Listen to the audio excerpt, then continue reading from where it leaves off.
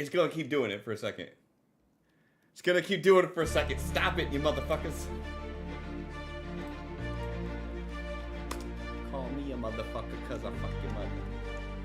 We've already been demonetized on YouTube because I think you're supposed to wait like 30 seconds or something like that. Is that what the rule used to be?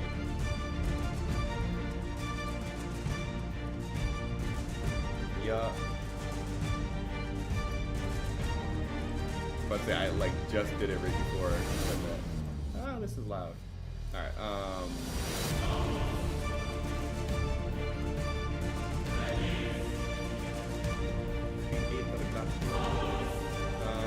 actually, can you hear everything else? Hear me and everyone?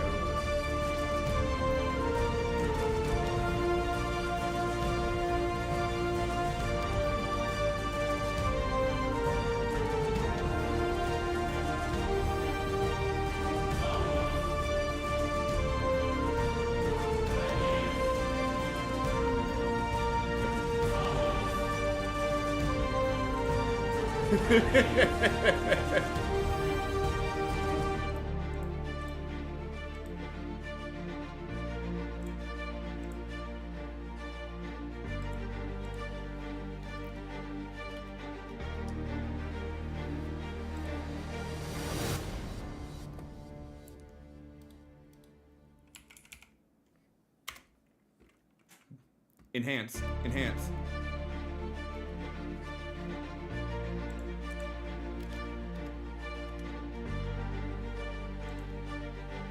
Speak for yourself.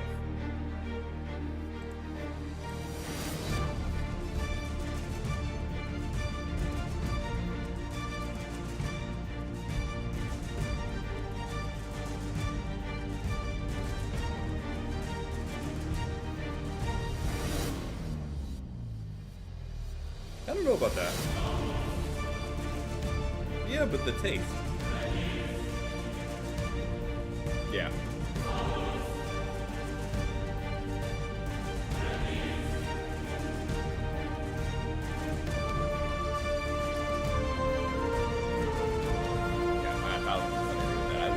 I would skip sleeping. Food, I don't think I would though, because I enjoy the taste of food.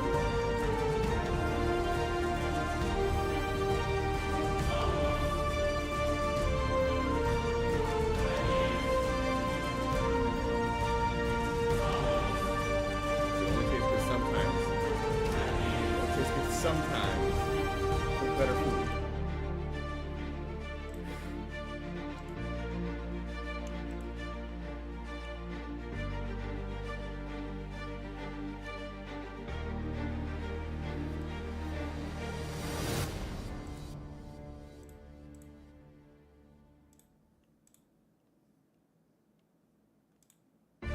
The fuck?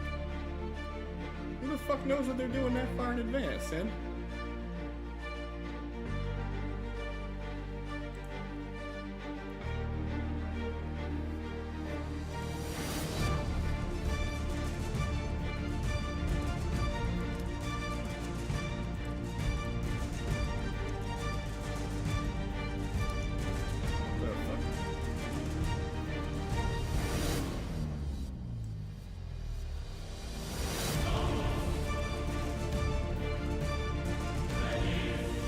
Alright, someone do the shop command again. For real this time. For real this time. Like, fuck you, Megan, specifically.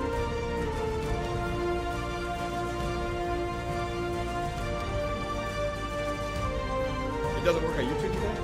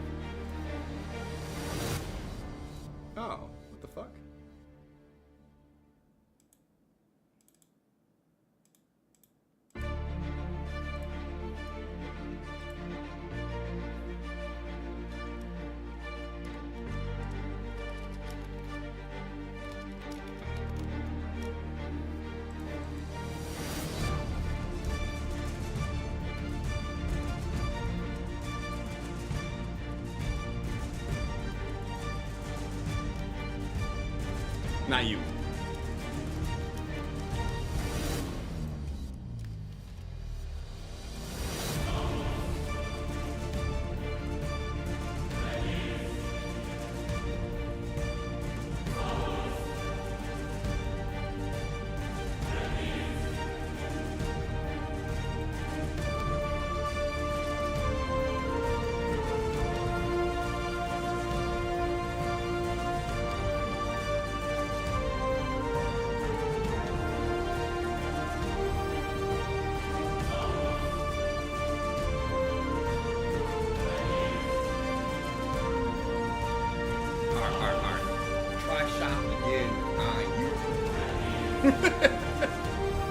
Do it.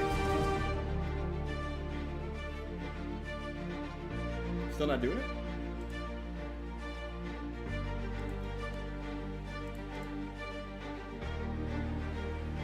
I mean, there is.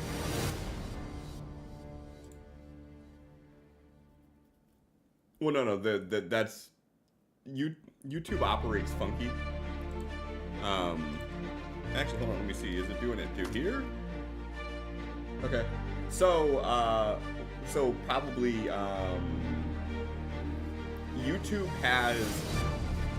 is stupid. The reason you don't see a lot of bots on YouTube and shit is because you have API keys like a global API key.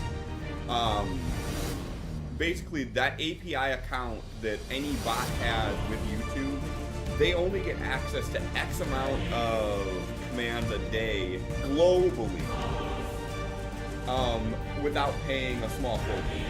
So companies like Streamlabs and shit like that have partnerships with YouTube,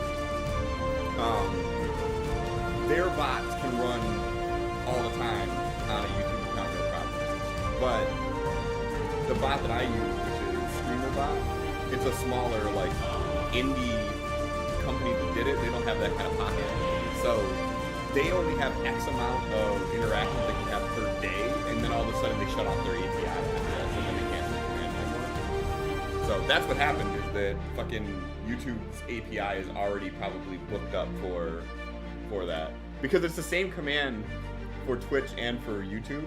So the fact that it's working on Twitch but not working on YouTube, that's what happened with it.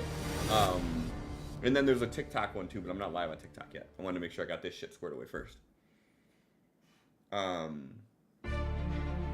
Yeah, I can't have no loading screens.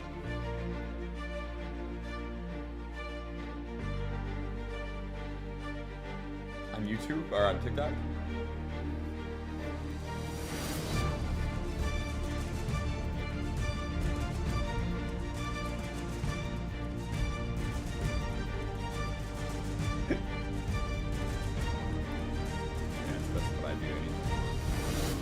Alright, I think we're good to go, right? We're good? Good enough. So here's the only thing that's really going to bother me, and I knew about this beforehand and I let it go, so this is on me completely. But the little ad that I have of the shirt bobbing up and down, I did not take that into consideration for the transition. So it looks fucking stupid. The transition looks horrible right now. So here you go. Here goes the horrible transition. I didn't even look at it. The sword just like pops in front of it and then it just fades out, but not over that. So bad. I'm still watching YouTube. YouTube hasn't loaded yet. Unforgivable. It's so bad. I don't. It makes me so sad. Come on, YouTube, catch up. Twitch did just fine. Yeah, Twitch is good.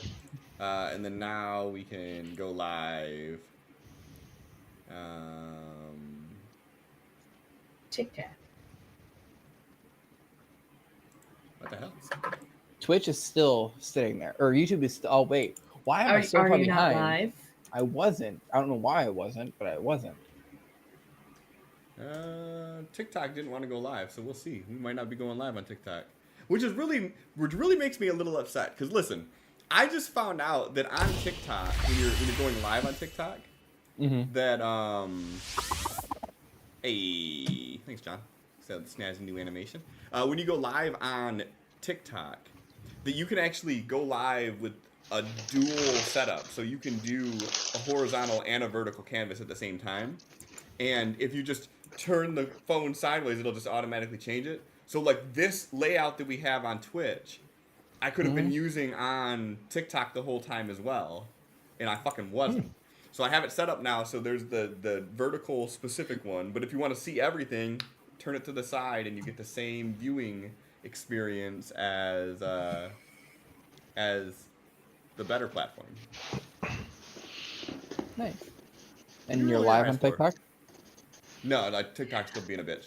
Okay. The eye roll was more of, is it really better at this point with how aggressive the ads are on Twitch? So no, Twitch is very predatory and they're fucking terrible. They treat their creators terribly. But the viewing experience, like the stream itself, is unquestionably better than any other streaming service. So. When are you opening? Oh, sorry. What I would do if I could would be, I would stream on Twitch. I would get rid of my entire affiliate status and not have ads if I could. That'd be my preferred way of doing it. Twitch still runs ads for profit for Twitch's profit. Well, I don't think that they run ads on non-affiliates. They do now? Because and the money's for Twitch. It says thank you for supporting Twitch versus thank you for supporting this creator. Seriously? Yep. Motherfuck. See? That sucks. Aggressive ads. Yeah. Well, so, and here goes the really fucked up thing, right? So if I wanted to make it where ads weren't as bad, Your pre-rolls. I could manually set up pre-rolls. If I do 3 minutes of ads, it makes it where you don't have to do ads for an hour. Mm-hmm. So I could set it up where, like, at 57 of every hour, it runs 3 minutes of ads, and then I would be good until the next 57 if I manually set it up to do that. Otherwise, it just does it willy-nilly. So I may do that, but the hard part about it is, like, the way our content is, it's not like it's sliced evenly into chunks where we could do this, because we may be in the middle of something, and I just don't want that to happen. But I feel like it may be the lesser of two evils. You could probably at least do the 3 minutes in the very beginning while you have that loading screen. Mm-hmm. And that would have, let it go for a bit. And then do pre-roll at 10 where we'll actually take breaks at exactly 10. Start setting up that so we can all run off and grab water and go to the bathroom real quick. Can you do 6 minutes every 2 hours?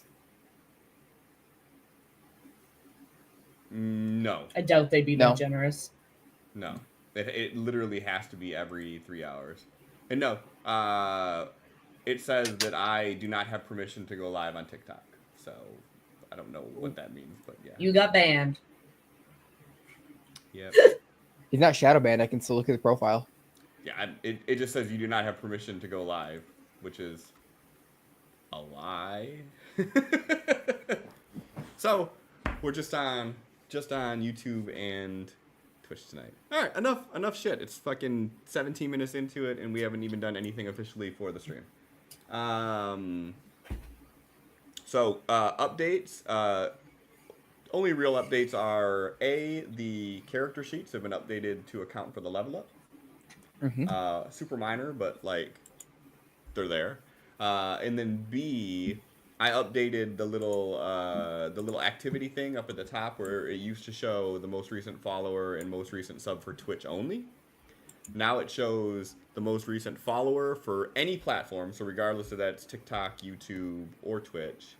And then for each individual, it shows the most recent for them. Although it didn't update with John doing the sub, so it's still behind on there, I noticed. So, sue me, I guess. I don't know.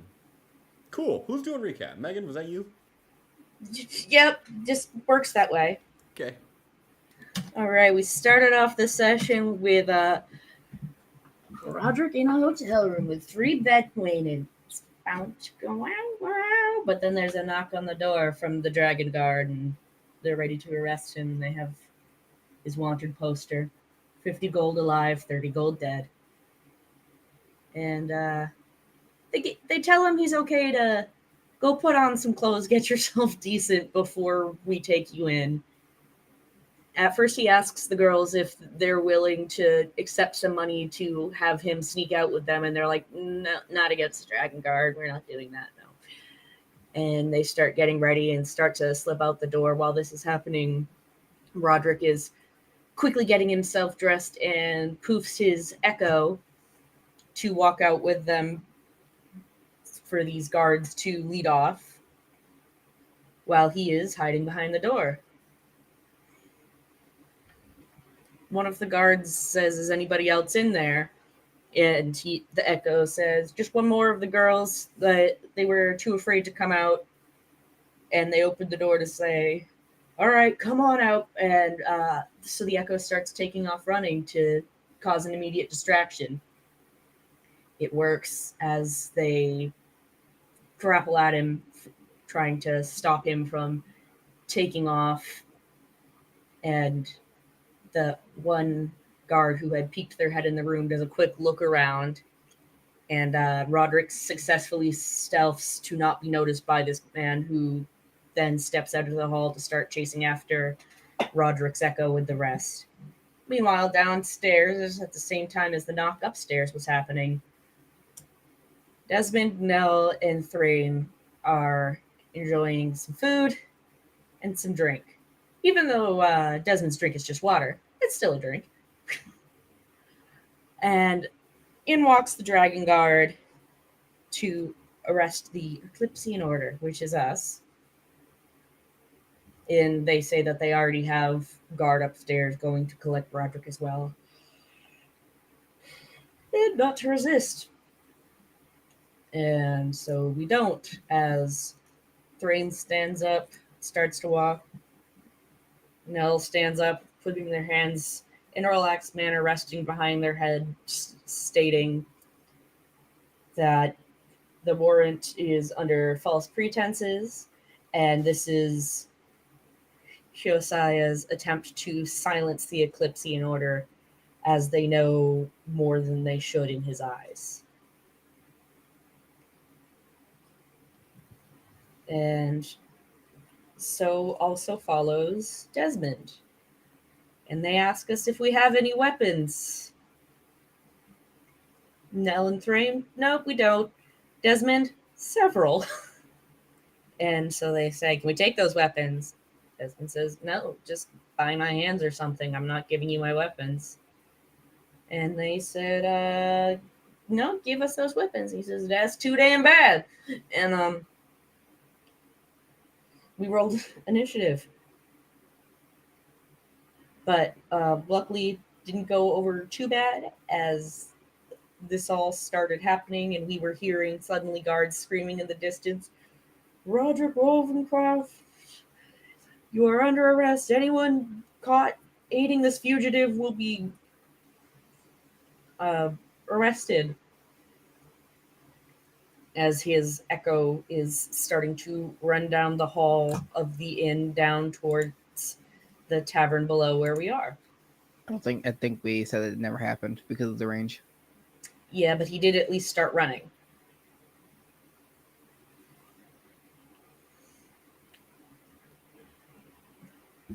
So eventually, when these guards all line up around us, and they're going to take these items from Desmond, Nell says, "It's okay, Desmond. I promise I promise on my life we'll get them back." And they go to cast Bless over everyone to keep their friends safe, not really thinking that, of course, is going to be seen as a threatening act, and immediately they are attacked by the guard.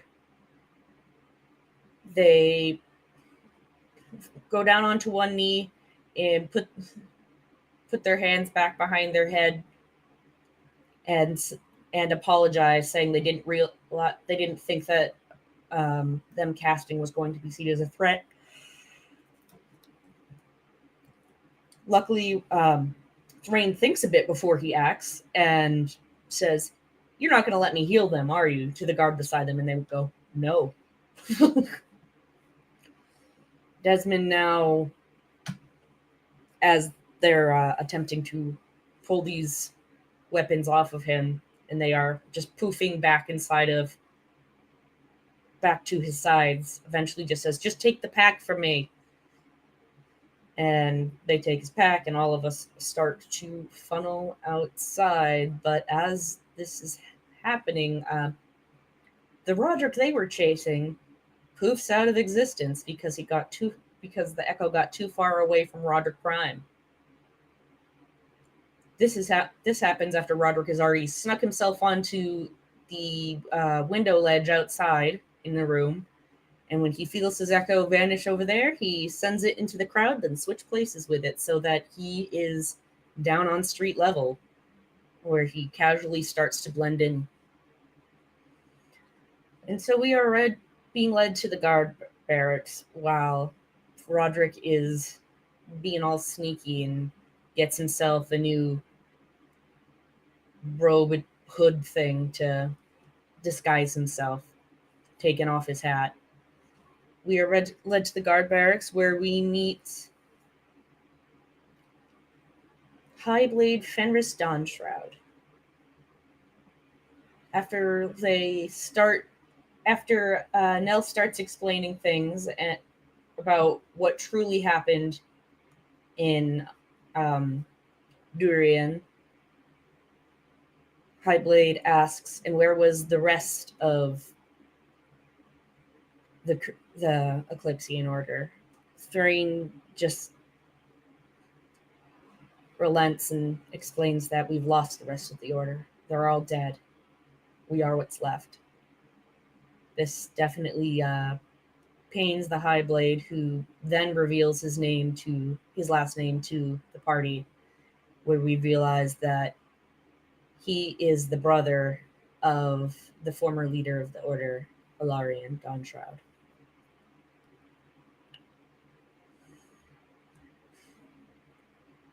There is discussion, and eventually he says he agrees that these warrants are unfounded and says that we will not be sought after inside of Sandscale, and anyone who goes after us will be treated as anyone else starting a fight on the streets. Offers us sanctuary to stay here for the next fortnight or so, when they will use the transporter to bring us back to Durian to face trial in front of the Sphinx so that we can clear our name.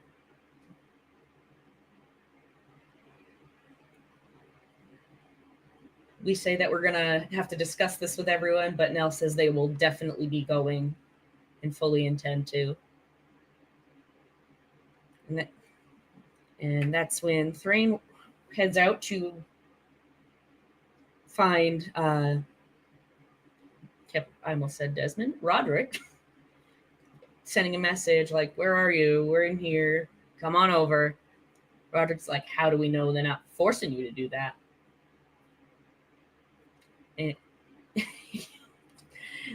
And Thrain sighs and goes and finds him and sees that Rodderick is currently using the Sending Stone to speak with Quillwise about everything that happened. And Thrain just goes, "Hi, Quillwise. Come on, Rodderick. Let's go. We got to talk to him." Rodderick's fully convinced that Thrain is brainwashed, and the second Thrain's hand touches him, the Echo appears behind him with a blade to his neck. It doesn't go too well.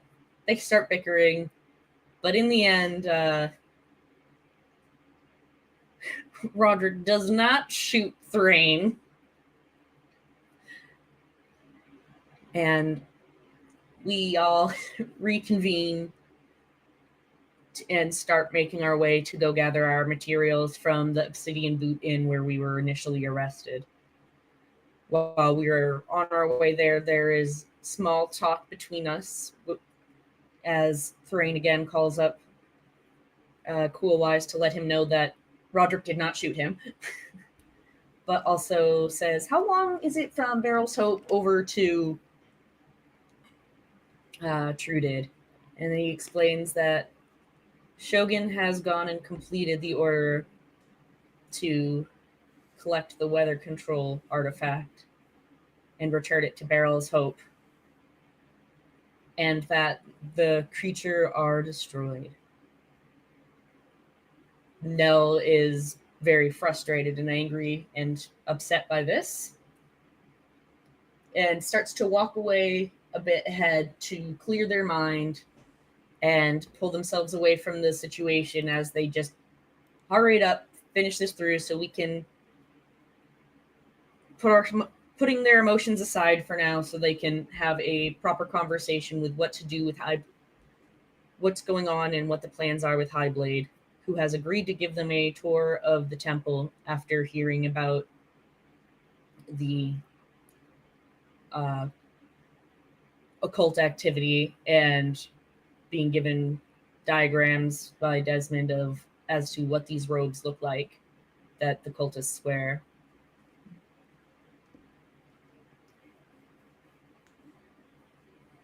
We all gather our stuff, and on our way back, we end up meeting up with Highblade, who has him and his men salute. Nell salutes back, and we work our way over to the temple. As we're walking up and into the temple, something within Desmond prevents him from walking inside. He lifts his foot to step over the threshold, and everything in him tells him that this is a bad idea and not to go in. This is consecrated ground, and we can only assume that we don't say it out loud, of course, to Highblade, that it's probably just not letting an undead in. We still don't know why he's undead.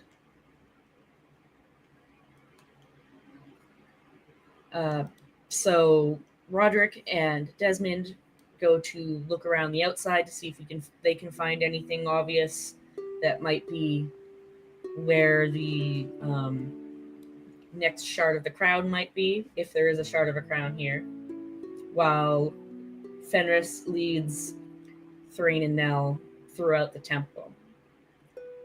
He brings them to a room that is the very first room that was built, and it is how many feet above the original ruined temple of Behemoth? There's not an exact amount. It's a couple 100 feet above it, though.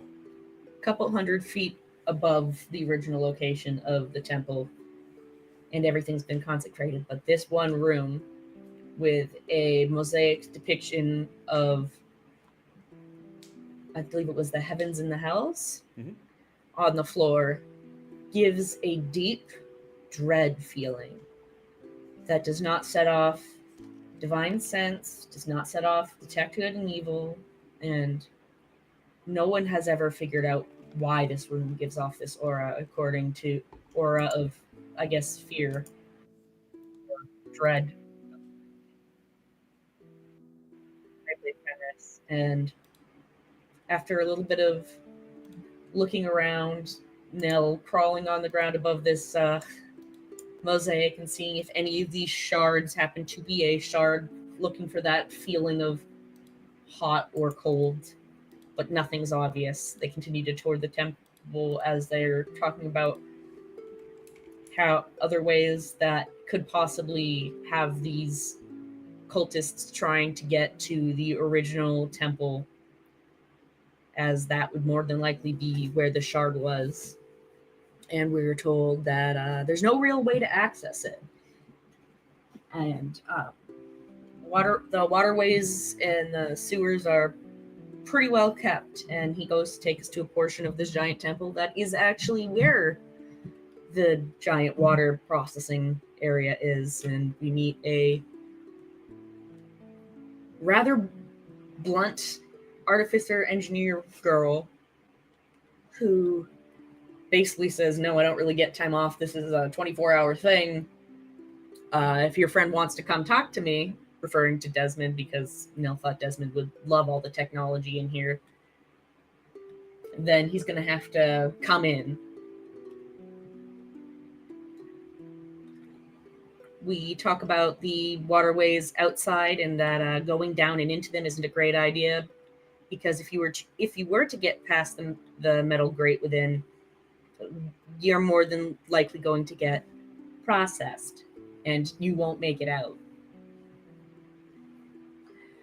Meanwhile, on the outside, as Desmond's tapping on the different blocks, trying to see if anything's hollow, something's wrong, something's different, while walking with Rodderick.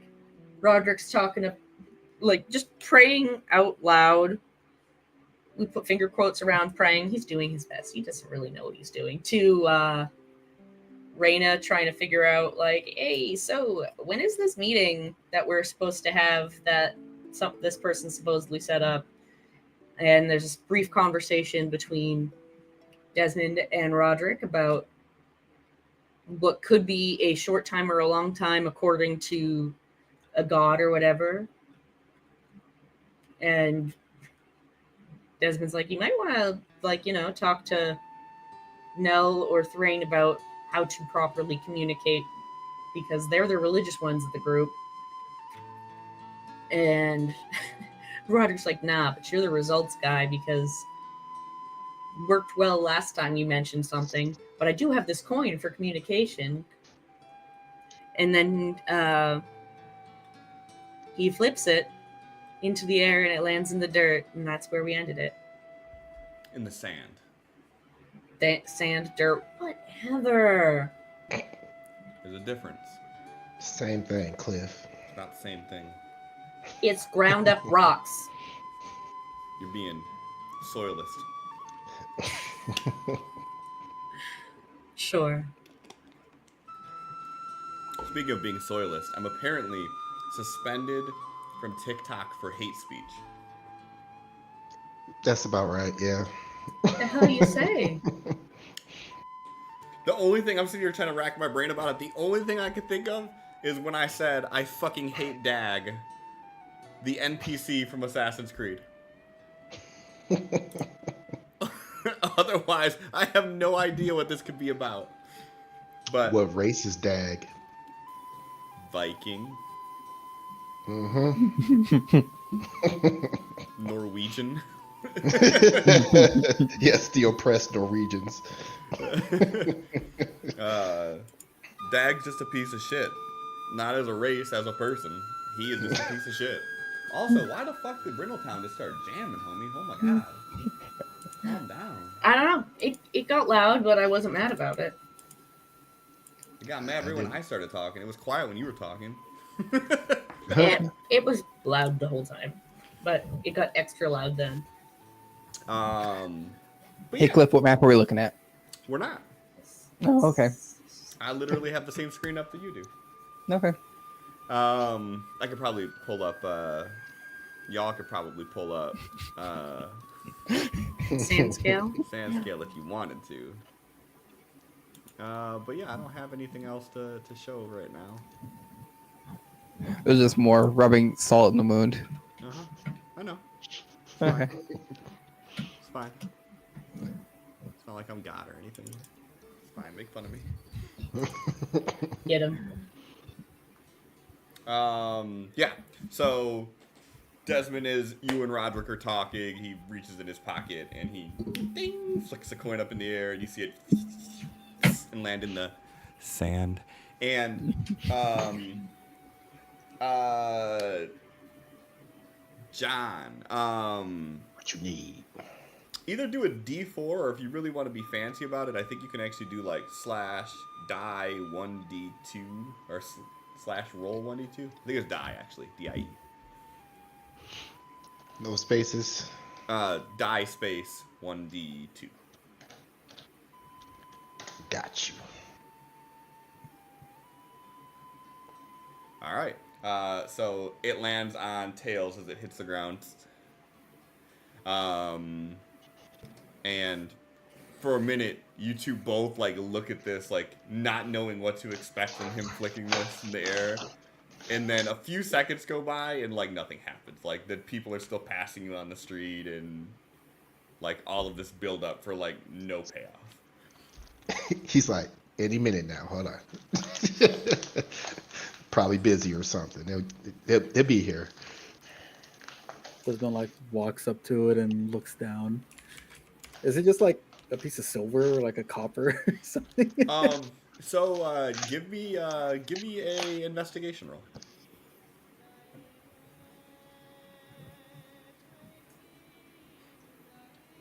It is a piece of gold, and it looks old. Like it doesn't have like a bright gold. It almost has like a tarnished like brass look to it.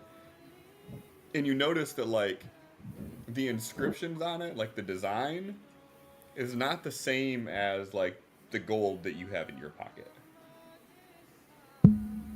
But other than that, it's just a gold piece. Where are they around the building? From last time they said they walked around like clockwise one time, pretty much. So they're probably like, if you go out the front and then turn right, they're probably like out there in that main courtyard. So like Desmond's like bent over looking at it, stands back up and just looks around. It's probably too crowded here for them to find you.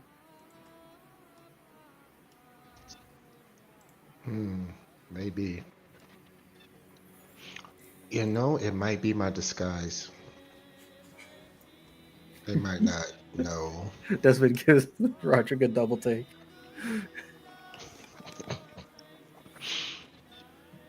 Anyways, it's probably better if we contacted them somewhere private instead of out in the open. Yeah, all right. Yeah, just walks over, picks up the coin, puts it in his pocket. I hope he's keeping this in a pocket that's not the same pocket as the rest of his gold and doesn't accidentally spend it. Yeah, no, his money's in a pouch. I just think Coin it's is funny in that a he like pocket. puts it on the counter for a merchant, and the guy like poofs in like what? He's gonna be one gold shy, and he's gonna pull that bitch out just to get the stuff he wanted to get. Like, well, fuck it, I'm not using this for anything else right now. Right. He's a god. He can just give me more. Exactly. Maybe a god. Totally a god. So Thrain, Nell, you two are still inside. By this time, the High Blade has already left. So you two are free to your own devices there, or if you were done inside of the temple extended, then you're free to do what you want. Let's meet up with Rodderick and Desmond, see if they've had any luck out there. That was my thoughts. I want to at least sleep on this and then probably come back tomorrow. I'll be here bright and early, training in that room. Okay. And we make our way out from.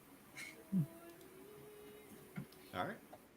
So you guys would walk outside, and you would see Desmond and Rodderick kind of off to the right a little bit down the way. I mean, like I said, these buildings are huge. You know, they're like a city block in length for like just the walls. So like they're a little ways down, but Desmond's kind of easy to spot in the crowd. I can't see him. I don't know what you're talking about. We start making our way over. Any luck? Looks at Rodderick. No. Not yet. How about you? Did you find anything interesting in there? Their water processing facility is quite impressive. The artificer in there isn't willing to come out and chat. I thought that you'd be interested in talking about that sort of thing. Might be cool for your Any people, but progress with the rune? yes, but no. I figured I'd start with the fun stuff first. There's one room that was the very first room they built before the rounds got consecrated. It is a few hundred feet or so, supposedly, above the old temple. And there's a deep-seated sense of dread in there. something wrong, something off. But it doesn't set off the divine sense. And when Thrain did his detection of evil and good, there wasn't anything there. It was empty. I looked around it briefly, but there was nothing that could be found on a quick look around. But we've got 2 weeks. I intend to be back there bright and early tomorrow morning.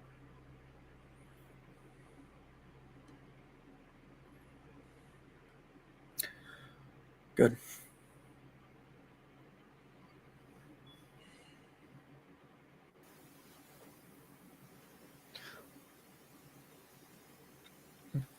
I at least want to. What time of day is it? At this point, it would have been.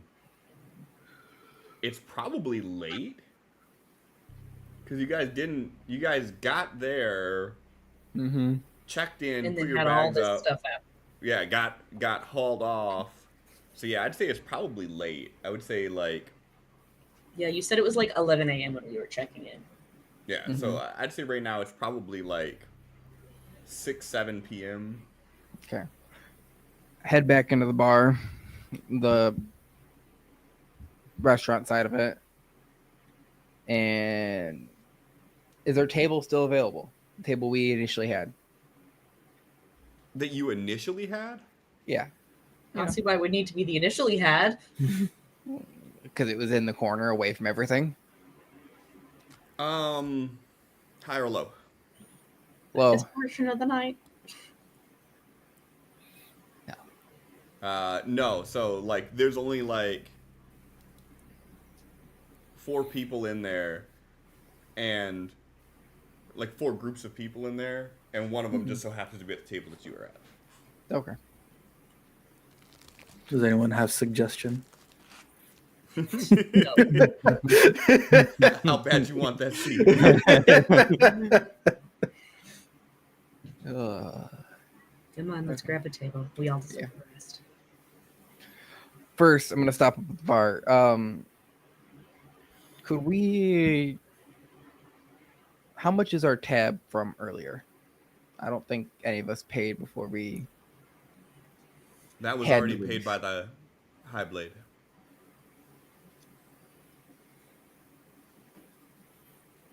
Okay, thank you. And then you probably guys sit wherever you guys sit. Who comes it down?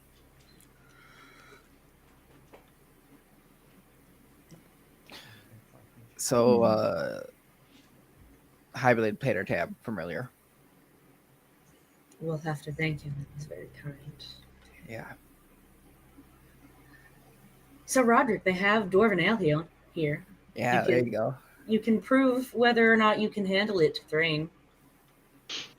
I mean, he couldn't handle the last bar, so Oh, should we do another That shot? sounds like you're backing out. Oh, Should we do another shot? I mean, hell yeah. Yeah. I think Rodderick should have a shot with me. I mean, you didn't handle the drinks with Nell's bugbear friend either, so you finally found one that was low quality enough for you to handle. I want to see you handle it. Uh-huh. Ooh. Maybe I will. Maybe I won't. She worked herself in, and now she's angry about Yeah, I know. it. Roger, give me a charisma check, and Thrain, give me a charisma save.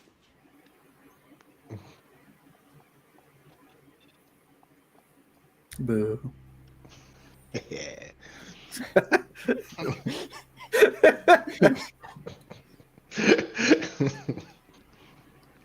Your attempts to get in Thrain's head were unsuccessful. Damn. How much were those shots again? For which ones? The one that they recommended that I confirm I want to do a shot and a beer. That we didn't even get to enjoy. I think those were like 5 gold. Okay. Just get around.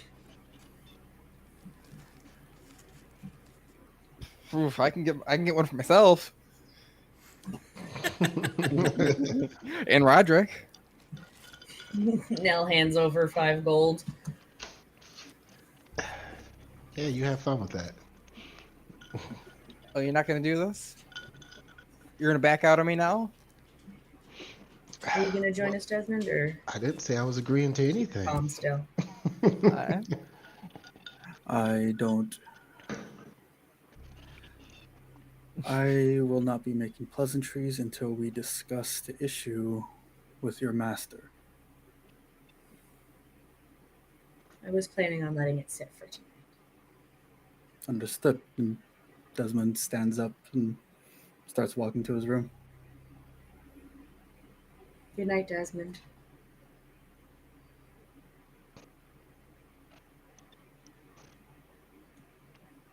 Rodderick, you want a shot? No, You really not, should. You not, really should. not particularly thirsty. No. Go get them, and then we'll just have fun without him. Yeah. Oh darn. All right. You want an ale too? Mead. Mead. Dwarven Whatever mead the or just cost regular is now, mead? Dwarven's more fun. Okay. I choose pain.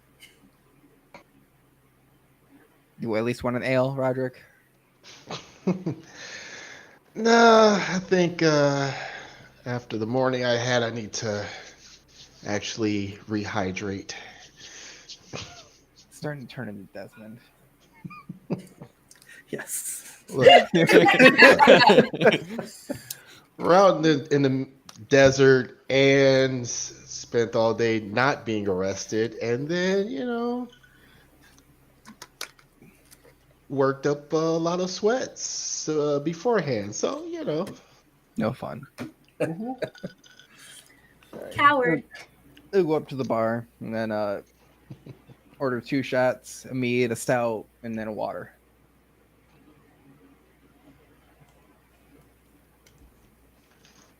All right. You said 2 meads, the stout, the shot, and the water. 1 2 mead, shots. 1 stout, 2 shots, and a water. Dwarven mead, dwarven stout. 12 gold. You said you're grabbing half of that? Yeah, so I'm taking 6 out of my block. Okay. That 21 all the way. Dyslexia. It's great.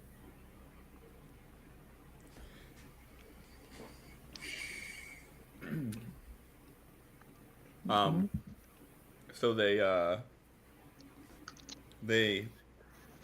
take the order, take the money, and they're like, "We'll bring it to your table." Thank you. Walk back.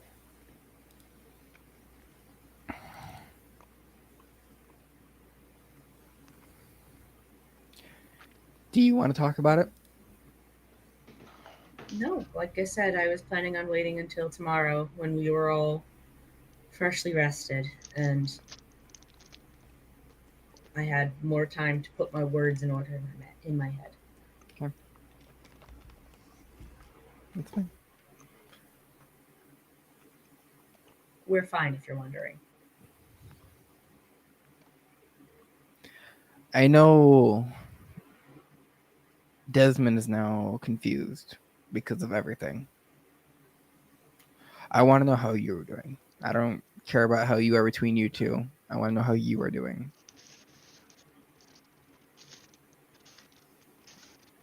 Now that we have a clear path forward and everything, I feel all right. I have been from the beginning feeling like going to speak with the Sphinx was the right choice.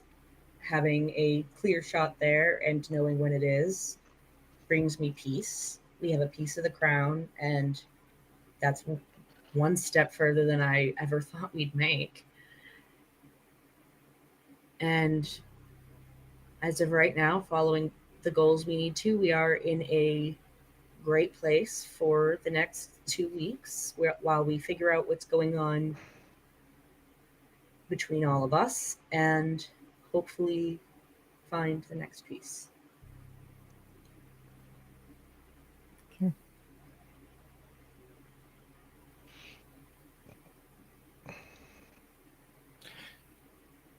when you were using your divine sense on Desmond, was the undead growing the more you used it, or was it just the same? Clifford. I don't. I don't know that you have a way of like measuring the magnitude of it. You only have the ability to detect it and to identify what sense it is. I thought you were saying it was like a sliver, and then I didn't know if there was any more to it than that. It's been like the same. Like it's still radiating off of him. And then the thing that makes it peculiar is the fact that like Megan pointed out, like during the travels that they had been doing the divine sense like pretty much anytime they got somewhere to see if they could sense like the hag or anything like that, and all of a sudden like wasn't detected, was detected like that. Mm-hmm. Okay.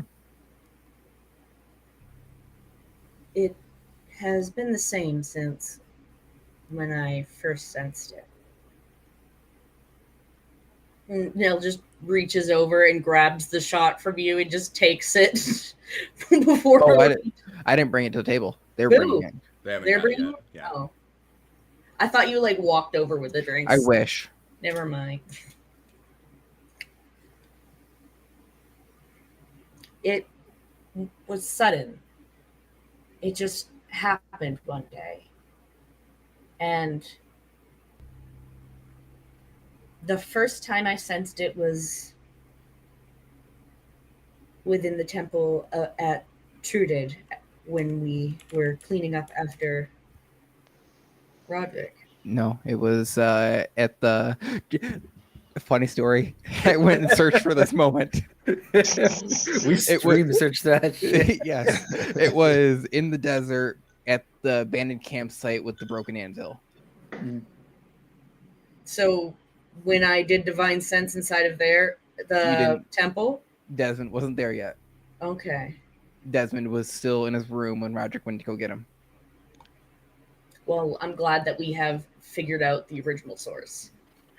I was looking for that moment. Oh, why? Oh, was it 2 nights ago? Yeah, I was streaming your YouTube, going through all the videos. Funny. Okay. It just showed up one day while we were in the desert near that split anvil. And it had been quite a few days since I had last done it in front of Desmond. I think a little before we got arrested.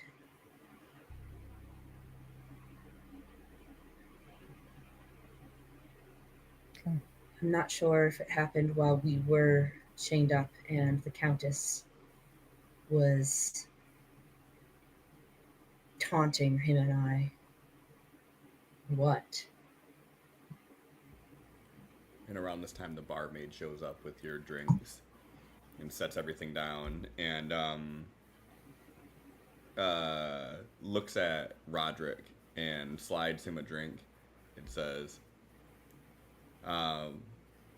couldn't help but overhear what you said earlier. I think that you'll find this will help you out.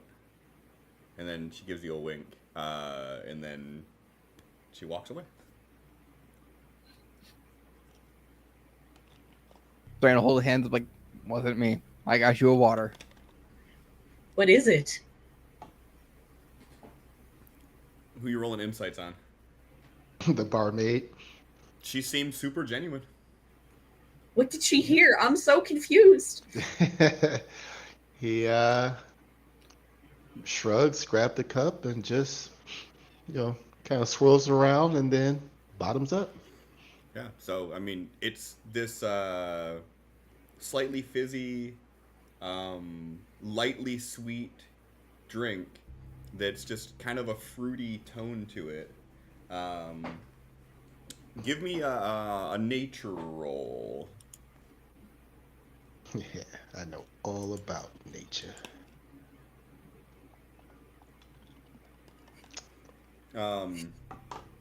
Yeah, it tastes like a fruit juice that's like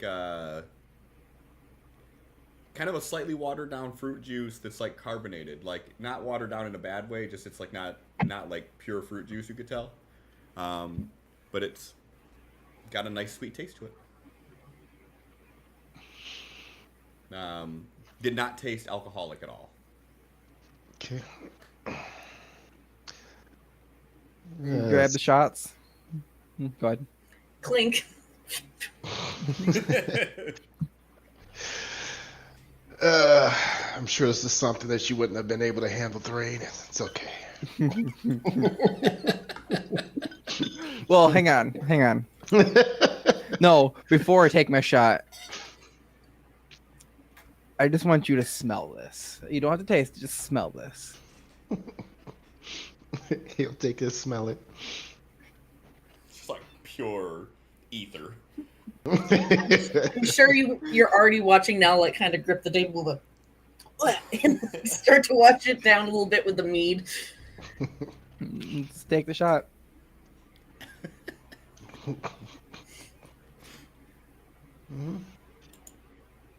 Well, enjoy. I've already had my drink. Ooh, Aw. drop the 20. It's okay. I didn't want to pass. Do I get advantage, or is it just straight? It would be just straight. Okay. For the shot.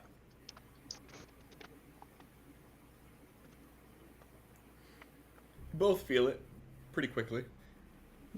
You know, given the fact that you have been out in the heat all day and everything going on. I mean, you haven't ate anything since early this morning either.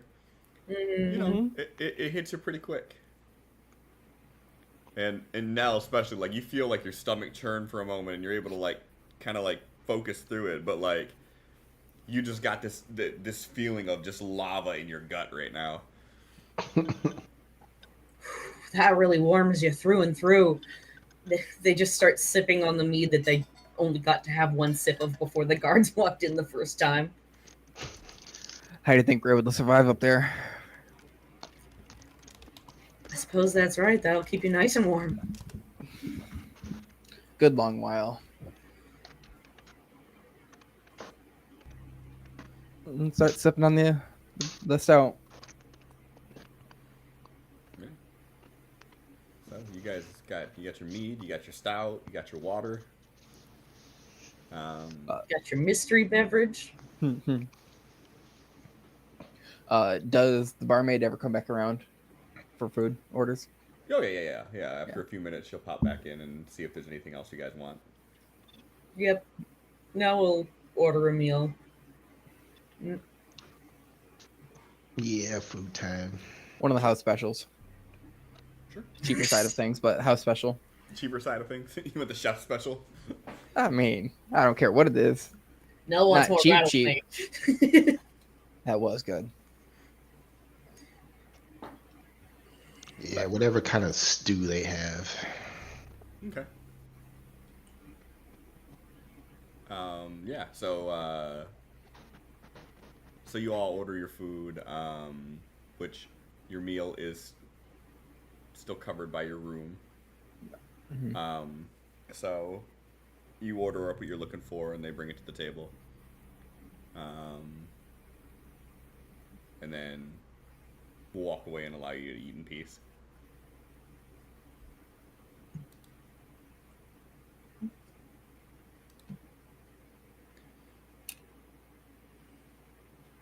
They'll drinks until they're definitely tipsy, but not trash by any stretch of the imagination. It's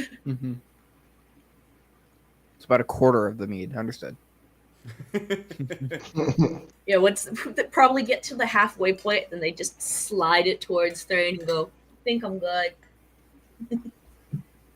I think this is where I stop." I could probably help you to your room if you need. I'm not that far gone. Well, if you want to finish it. I want to be able to be functioning tomorrow. We both know we can fix that with no issue. Okay, I'd like to have a clear head when I sit in my room alone after you guys go to sleep and I still have time. Okay. He'll finish his and then finish theirs. He going to sleep tonight. If there's not any other conversation to be had and we just have a sort of awkward meal with some drinks, then that'll be that, and they'll eventually make their way upstairs. Okay. Mm-hmm. Desmond, do you do anything of note after you excuse yourself from the table? The room service first, then he's gonna just go into his research, trying to keep his mind busy so he's not thinking on shit. Give me a persuasion roll. Do they not do room service here? I don't do those. Good for him. You kind of get a strange look when you ask about it, but they take your order and they do end up bringing it up to you. But you may not even pay no mind to like the look that you get about it, but yeah, like they kind of raise an eyebrow at the request. And then after a minute, they're like, "Yeah, we can take it on up." Good, thanks. Walks away.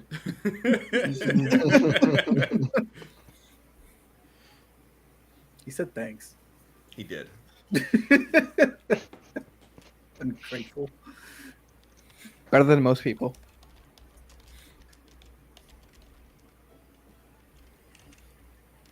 All right. So you all head back up to your rooms then? Mm-hmm. All right. And everybody got their own room, so you don't have to worry about any weirdness. So yeah. So you all head back in. Roderick, give me a persuasion roll, DC 23, please. Can he even roll that high? Did anyone Probably check not. his drink? Did someone put something I'd in have it? to crit, and that ain't no crit. All right. So Roderick, you what is your nightly routine? Like, so you have a room to yourself, which isn't something that's normal even in these types of scenarios. So like, you get into your room and like, what do you do? This time, lock the door. Okay. And, yeah, I mean, after getting cleaned up from being in the dust and everything all day, just laying down in the bed, minimal on, and guns underneath his pillow. Got this big ass fancy room all for yourself. Mm-hmm. So you go in, lock the door, head to the bathroom, wash up, and like as you walk out of the bathroom, you see like in the corner, you see someone just standing there with their arms crossed, and you idiot. No? Oh.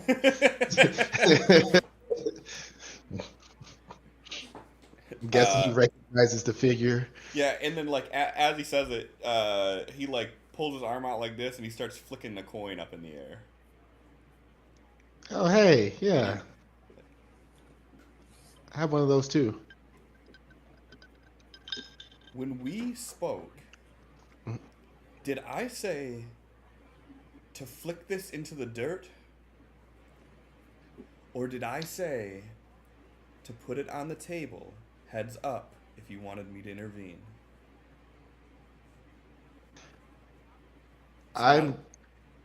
It's rhetorical. If you do that again, I take it back and you don't get it anymore. And he like throws it at you, like at your chest. Well, okay.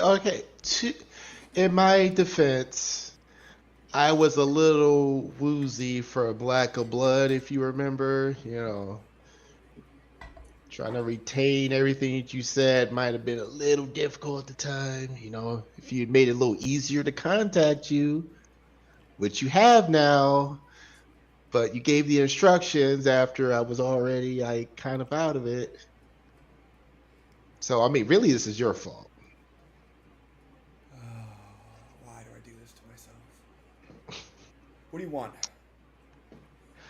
I was wondering when the meeting was, because like my friend Desmond, he's like down the hall. Uh, he was asking like when we're gonna meet up, and I didn't know. Like you said, like you're gonna set up a meeting, and then I didn't hear anything back. And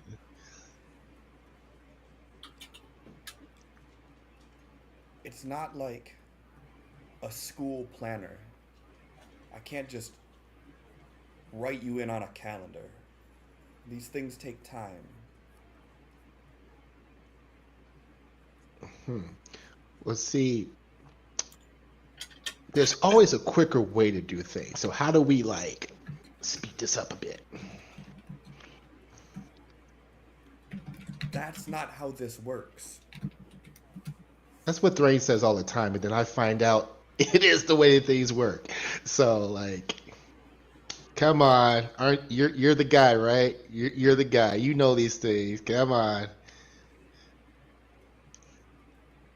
I am working as quickly as possible. There is no other way. You want a meeting with Reyna? I am the closest thing to an emissary you're gonna find.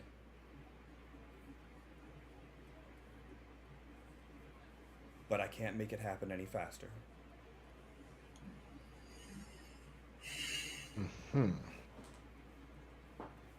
So, like, is it just you, or is there like multiple emissaries that work together? It's just me. Oh wow, yeah. Should probably like recruit more people.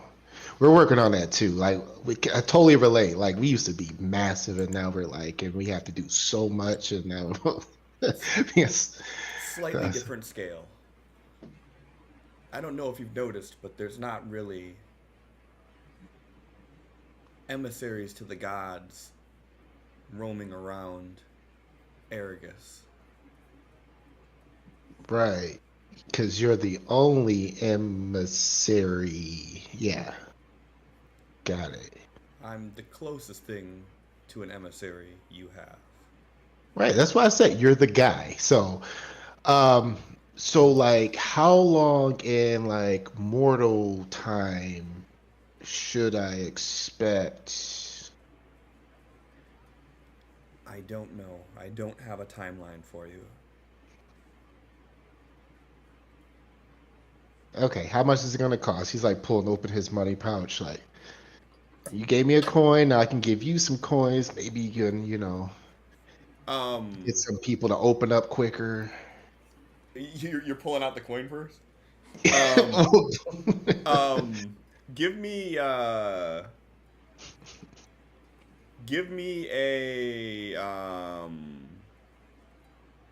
sleight of hand roll. DC 23. I got you. Oh, I did. Hey! Give me another one. As you pull the coin purse out and say, "What's this gonna cost?"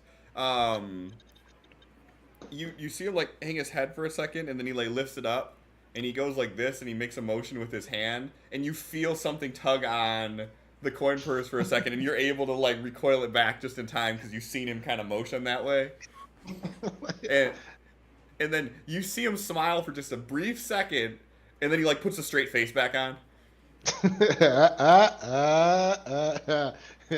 If you knew me and money. All right. I know you. That's why. How are you guys getting along on your end of things? Nell and Thrain went and did some talking to some important people inside of a temple, and we are supposed to find out something tomorrow, I guess. What is so special about this temple? There's some sort of relic? Similar to like you found in Doomscrawl?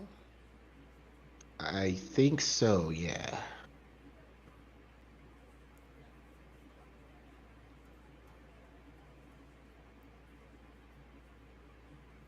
How about this? After you find out more about that tomorrow, excuse yourself from the group, back up here or in some alley or anywhere where we can talk in private. And I will be there. I need to know more about these relics.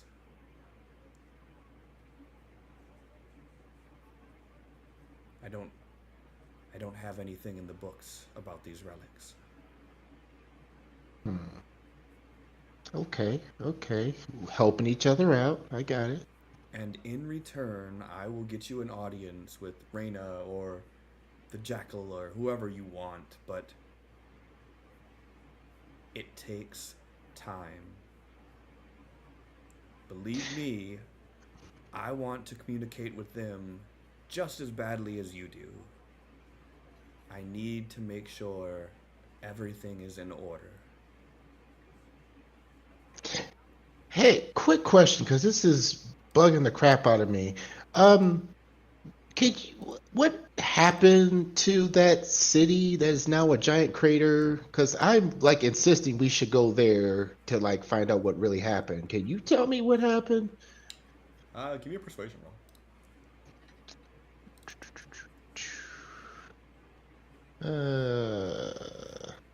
Persuasion. No, do it. There we go. So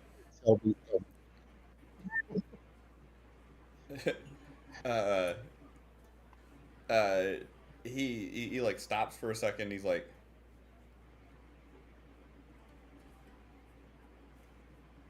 yada yada. God got mad. Boop boop boop. It was gone.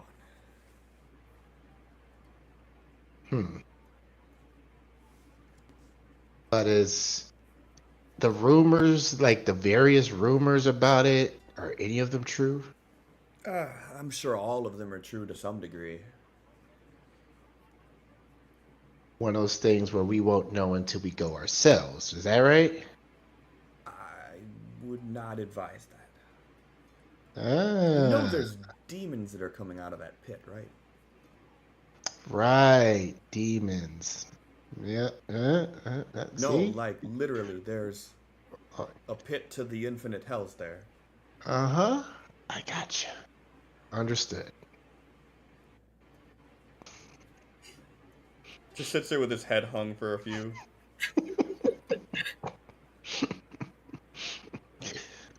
Right. No, just.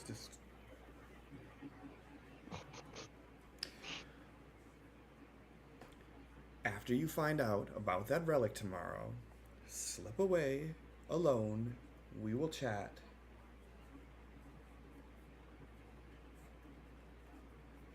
Once I know more about this might be the key.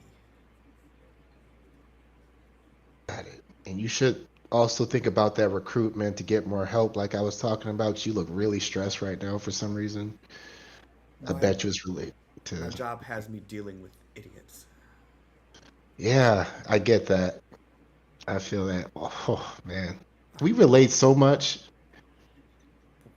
We're like one. Right?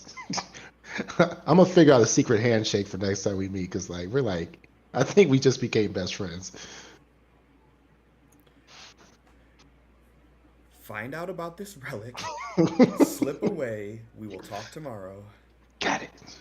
And work on a secret handshake. Got it. All right. He just looks at you and then he just disappears.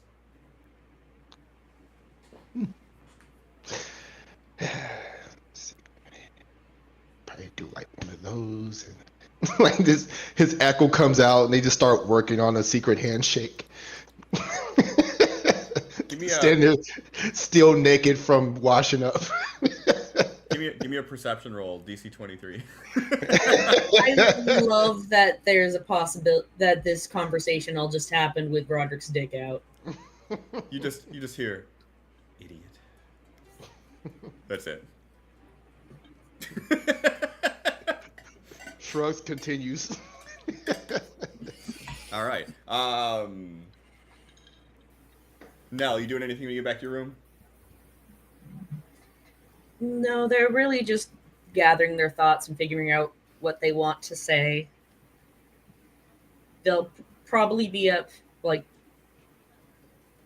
I'm thinking that they're just going to start moving their trance schedule so that they are awake 2 hours after Rodderick and Thrain go to sleep and then wake up 2 hours before they would wake up. So they'll be up for a bit, take a hot bath, and think things through. But other than that, nothing of note. All right. Thrain, you doing anything when you go to bed? I'm gonna start looking at this wand of Orcus. Okay. Try to attune to it. Sure. So as you pull it out and you start to study it, like, you're really, like, amazed at the craftsmanship of this. It doesn't feel like a replica. And as you like kind of grab onto it and hold it as you would in battle, you feel this rush from it, almost like you're getting like a battle rush, a battle adrenaline just from holding it. And you like stop for a second because you think you hear like a whisper sound, but it's nothing. As you grab onto it and try to focus, can I please have a wisdom saving throw DC 15? No. All right. So as you're holding on to this and you're like sort of looking at it, for a brief second, as you're looking at the skull on the top of it, you see the features of the skull shift like they're looking at you, and you immediately drop it. And as it hits the ground, it looks just like it did before you picked it up. So whether it's the exhaustion or the drinks or whatever, something just kind of took you out of your A game there. Sure.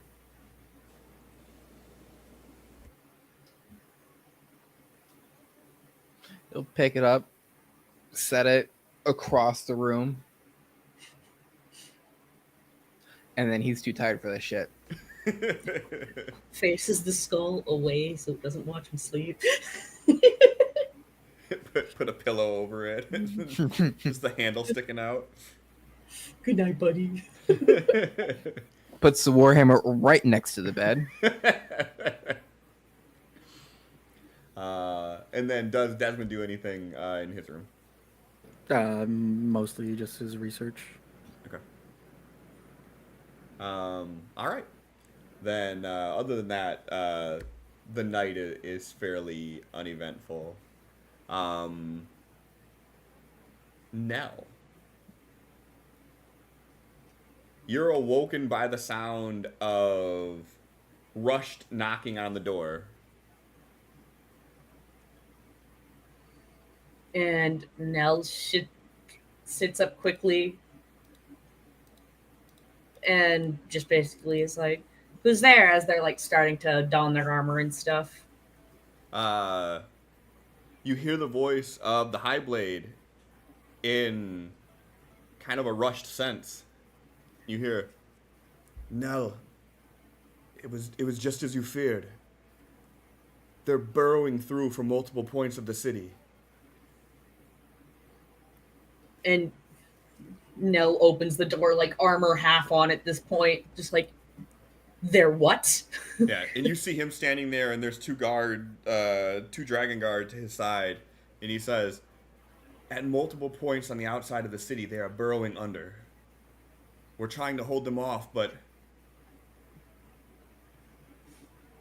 Hell is below. yeah, he kind of like he has the sword in his hand, but he's holding it like blade down, like he's kind of like a walking cane with it. And he just takes kind of the hilt of it and he points at the doors next to you and he's like, "Gather everyone, meet me outside." And he starts walking and you hear him yell out to the two guards that are there. And he's like, "You two, anyone else you know here that's able-bodied, grab them." Nell finishes donning their armor fast as they can, then scampers off to the room while they're like finishing clipping the armor on their sides, like knocking on everyone's door, explaining the situation as they go. All right, so everybody is awoken by Nell banging on their doors. Immediately grabs his warhammer. What? The High Blade just knocked on my door. The cultists are burrowing under the city. The attack is now, and we need to get up. Okay, I'm awake. So it opens the door. They are already gone and moving towards Rodderick's room and Desmond's room.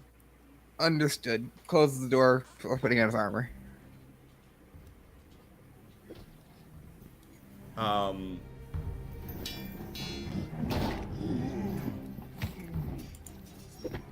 The fuck is that sound? With the money? Be there. Money, or was that chains, or I don't know. I'll fine with that piece. All right.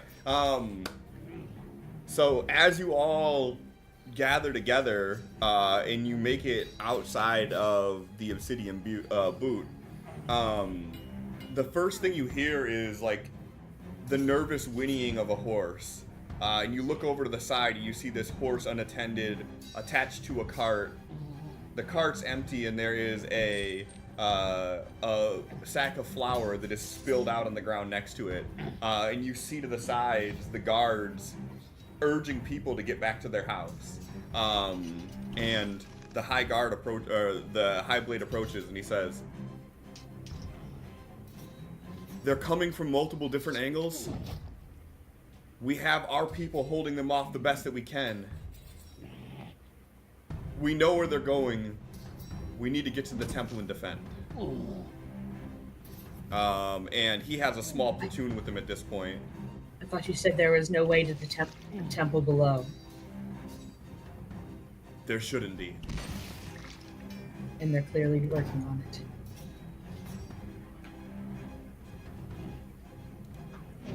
So I guess this would have been extra bright and early because Nell would have been awake like 2 hours before dawn. Nice. Great. Okay.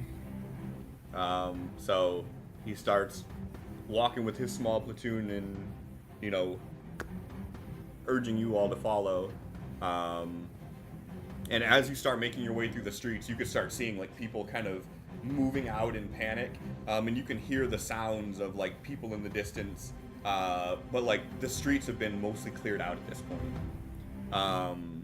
Nell is setting off their divine sense and feeling for everyone in this group, making sure nobody is a turncoat. Sure, yeah. So as you do, everything checks out with. Everything's as they usually are. With the exception that Desmond is not resonating undead.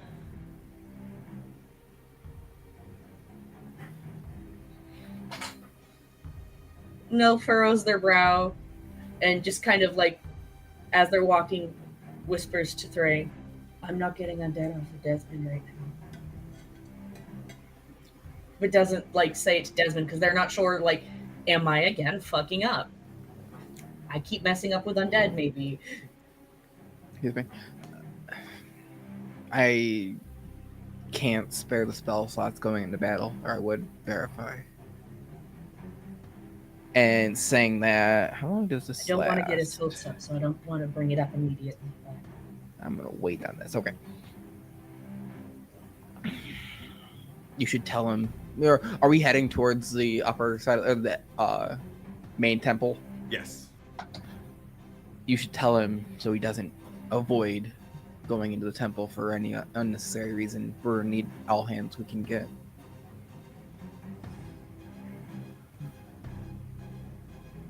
Nell nods, then moves towards walking beside Desmond. Now, I might be wrong, but when I was just using my divine sense right now, you did not ping as undead anymore. Perhaps an easy way to judge this would be to walk into the building that was not allowed in yesterday when you apparently were.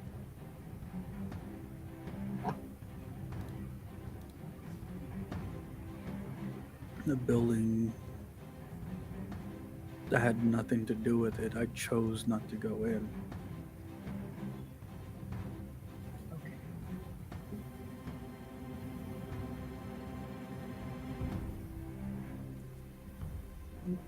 Not a problem. We'll figure this out.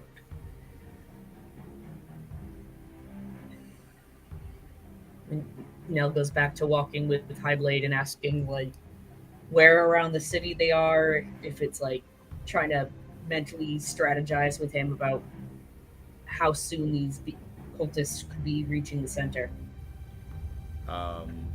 He's like, we first got a report out the southern entrance. And then we started getting more reports from the high towers. There's multiple points throughout the perimeter of the city. None of the reports have said anyone is in yet, but they were digging down. In what? Within the city? On the outskirts. No one has made it within the walls yet. No one's within the walls. Is there anybody out there attempting to stop them?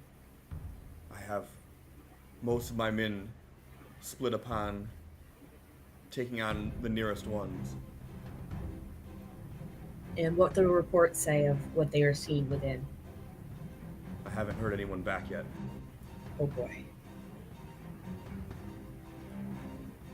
But if Let's things hope are as that's dire because they're as busy you and say bad. they are, I want to make sure that we're here to defend this.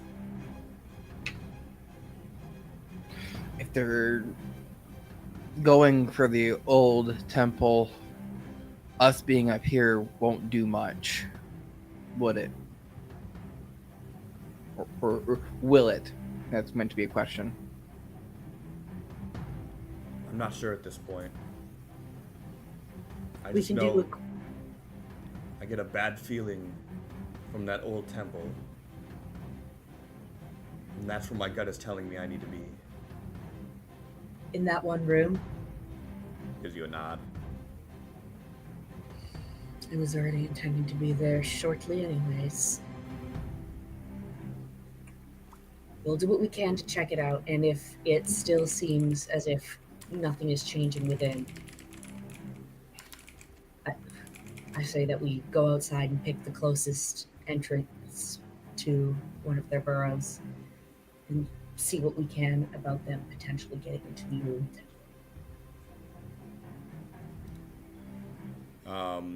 As he gets up to the door, two of the people break off and open the door, and like everybody sort of marches in as like one big unit. What about the people who live in the temple? Are they safe? Are you asking this to him? Mm-hmm. He just looks over his shoulder and he says, "This temple is the safest place to be in the city." But if we're going to be here fighting, I don't want people who can't defend themselves in the way, possibly getting hurt. Well, you know as well as I do that this area is mostly clear in the back, and we'll keep it that way. Just understood. And then they walk in, and they head in this time through the left doors instead of the right. Is Desmond following? Mm-hmm. All right, so Desmond, as you like walk up to the main doorway, you kind of get just within inches of like the threshold, and you don't get that feeling.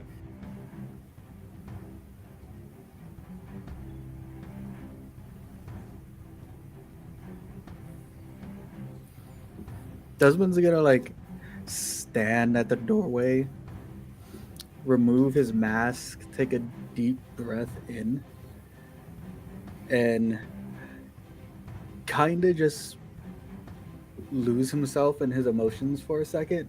Like everything that's been bottling up, he's gonna like start thinking about the anger he's felt, the sorrow, and all that, and just let it rush over him and see if anything changes about him wanting to enter.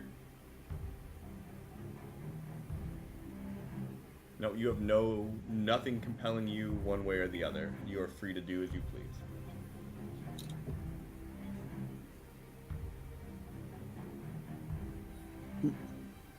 He sighs, leans his head back, takes in another deep breath, puts on his mask, and heads in with everyone.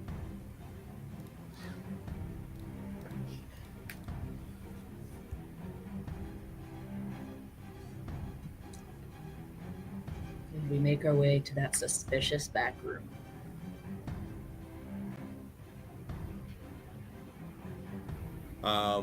As you walk through the left, you can hear the kind of like the shouting of directions off in the distance, and you see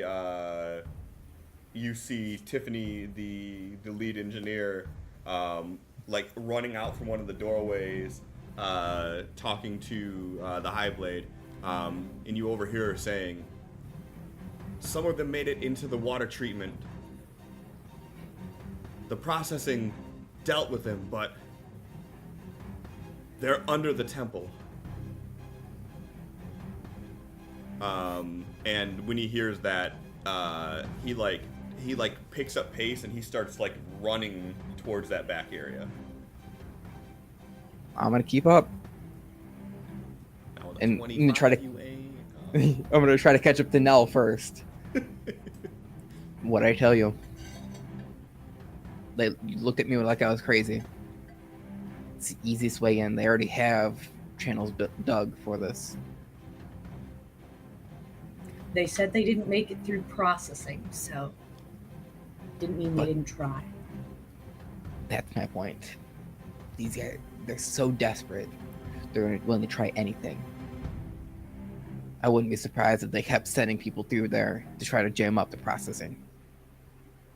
I wouldn't be surprised if they're truly enthralled and don't even realize what they're doing. Mm-hmm. As we're, jogging towards this back room. Mm-hmm.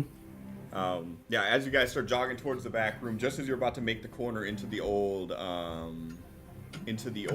chapel, you hear this explosion from down the hallway, and you see this metal pipe just kind of like shoot out and stick into the brick, and you see this steam just start bellowing from that area,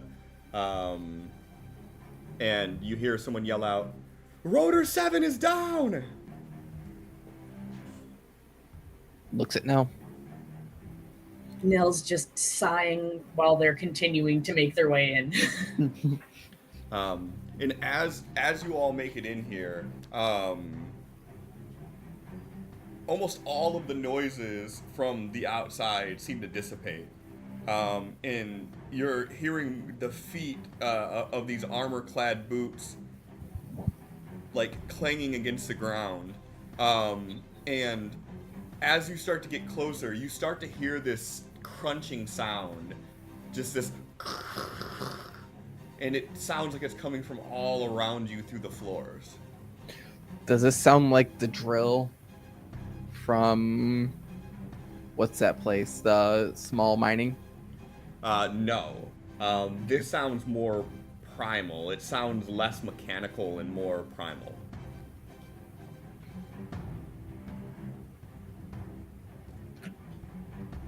More primal. Do you think they've corrupted another person and that's a half demonic being digging through? There's a chance. How many of them know? Because I hear it everywhere. One for each tunnel. At the least.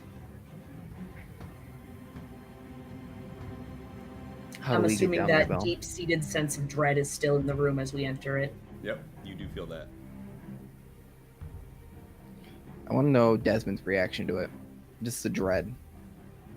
With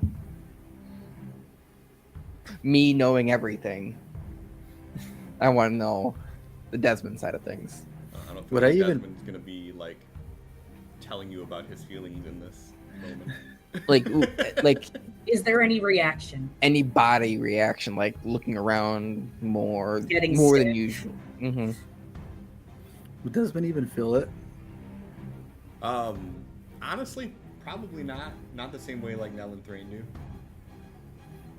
Neither would Rodderick. Yeah. Desmond's just in there, hands behind his back, looking at Nell, Rain, because they seem to know what they're doing. Before you give me a perception roll, please.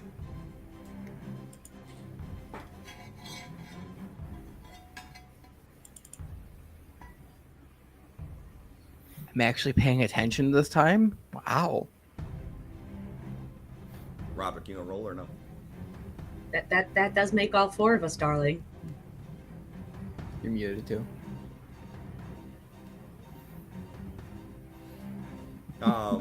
So Desmond, as you're sort of trailing behind, sort of like taking all this in as it being like your first time inside here, like you're not really picking up on kind of all of the intricacies of the sounds that are going on around. There's just a lot going on all at once. Everybody else, you're starting to hear the sounds of this crunching, grinding sound from underneath where you're standing at. And Thrain, as you're like moving through, you can sort of like feel a slight vibration on your feet. And like as you move towards the center of the room, near that giant mural, you're noticing that the sounds are coming 360 panorama around you.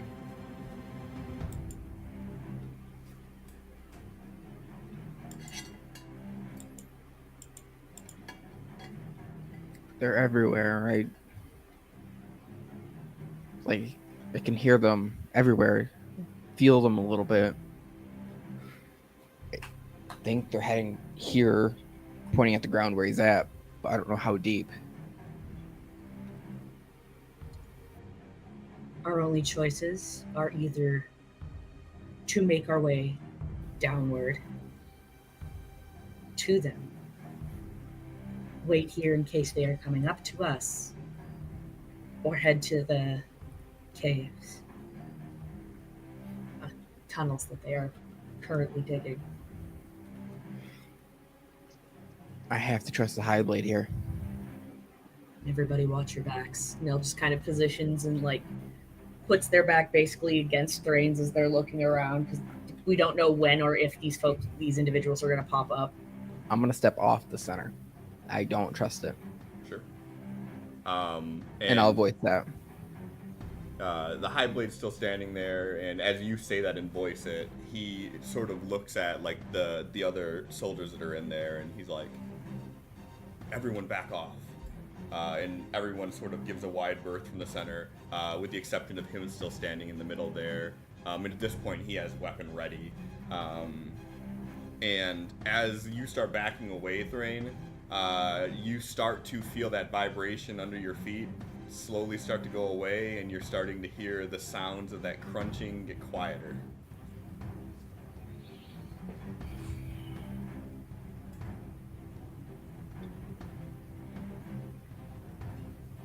It's almost like they know exactly where to go down because they're going down. It feels like they're going down now.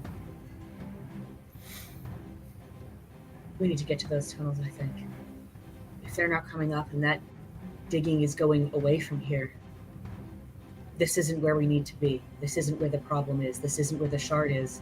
We can't have them getting a hold of another. How far away from the center is everyone standing? Say I'm about 10 feet back. Okay, so like you're basically like on the rim of the mural. Well, I'm No, 10 feet off the away edge, from it. off the away rim. from that altogether. Okay. Yeah, I don't trust that center. I have a picture in my head that I don't want to happen, but yeah.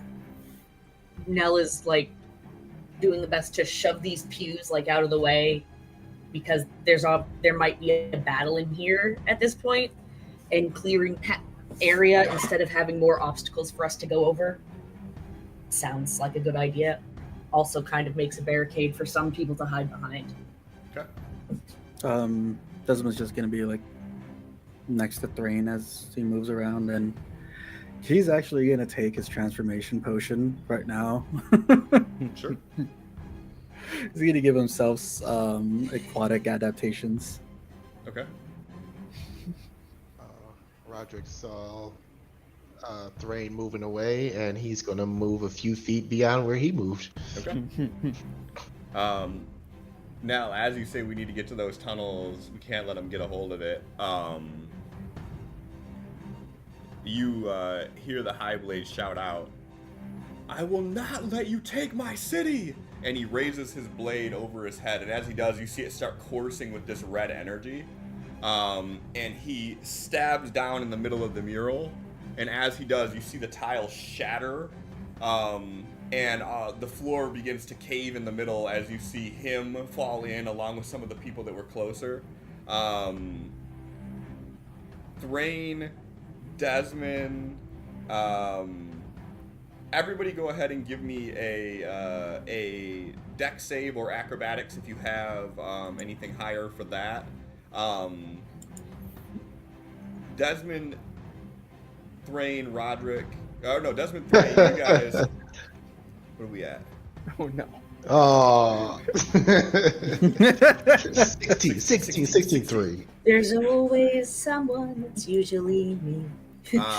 So, Thrain, you watch as the Highblade buries his blade into the floor. You see the mural just shatter, like explode as the floor starts to cave in. And you watch as the Highblade falls through. Some of the guard that were a little bit closer fall in. You and Desmond manage to like jump back as you see that the floor starts caving in, and you kind of walk backwards into Rodderick.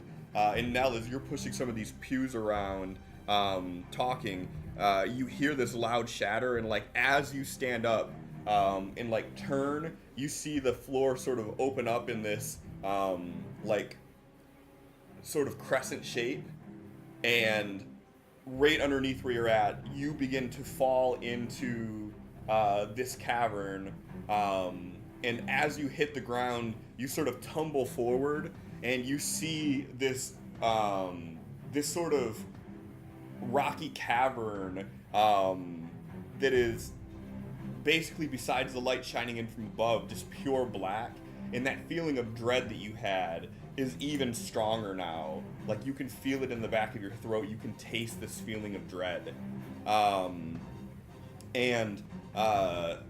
As you look, you start to see on these cavernous walls, you begin to see rocks start to jut out from them as these holes begin to break from the inside out in these caverns.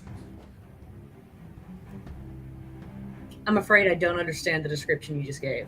So you're in think of like a rocky No, cavern, I mean right? like the inside out thing you're saying. Like, are So, the like- rocks coming inwards, or are they going outwards and it's digging itself? No, so the rocks are being, like someone is inside the rocks pushing out. You're seeing Towards us? Towards you, yes. You're starting to see like the walls being broken open as if something is coming from the walls out. Coming out of the wall sphincters. Got it. How far down? So are you standing on the ledge looking? I mean, I just barely jumped back, you said. Sure. You can give me perception or investigation, dealer's choice.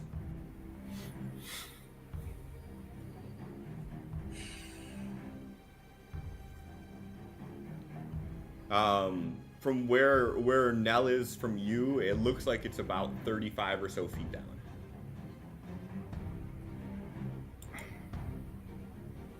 Okay. That's the drop. Everybody, go ahead and give me an initiative roll, please. Right. Am I allowed to react to these walls potentially coming in before the walls actually come in? Yeah, sure. So seeing that they're starting to, Nell wants to move away from where they would burst through completely and try to prepare an action for when a cultist comes through to swing. Sure. Yeah. I so don't as like you our see- initiative rolls. So as you see the walls begin to crumble and the holes in the walls begin to get bigger and bigger, you start to see these creatures sort of like emerging from it that have like these long claws on their hands, in elongated, almost rodent-like features that are coming burrowing through, and they're kind of making this like noise that you hear, like this high squeak, and one bursts out, and it kind of bursts out on all fours. It stands up and it like sniffs around. It looks at you and it lets out this. And do I get to swing? Sure. Oh, sweet. Options. I don't know how to target it. You don't got to target anything. You can just roll attack. Okay. Yeah, and you feel your battle axe like hit this tough, tough calloused hide, and then you feel the squish as you break through the hide. Go ahead and roll damage.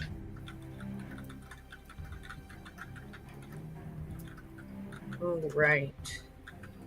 And being unsure about how this is going to go, I'm also going to throw Divine Smite on there as well. Which is the 2d8 Radiant. Yep. All right, so we do this, and then I'll roll those 2d8 separate. You should be able to add that effect to you, wasn't it? Listen, I didn't think that through, okay? I could have clicked the button to apply to self, but I did not. So add a plus 12. Oh, plus. Oh, so it's just that on top. So 12 total. Yeah. Okay, cool.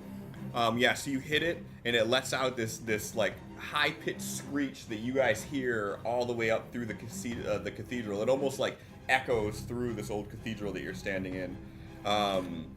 And as it does, now you hear that sound start coming multiple times in fold, all echoing down this cavern that you're standing in.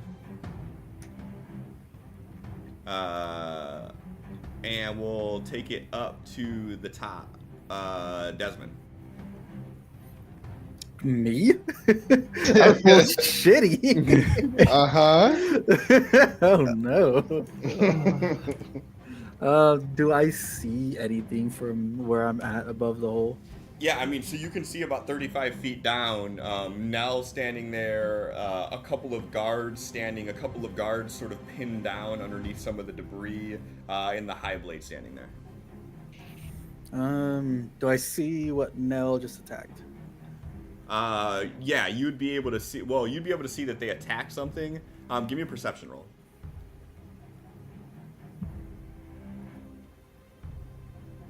You can't quite make out what it is, but there's a humanoid figure that they just hit, and then you heard that high-pitched screech. But I see some kind of thing. Yep, you do. You can't make out exactly what it is, but you can definitely see something. I have a target then. You do, yep. Alright.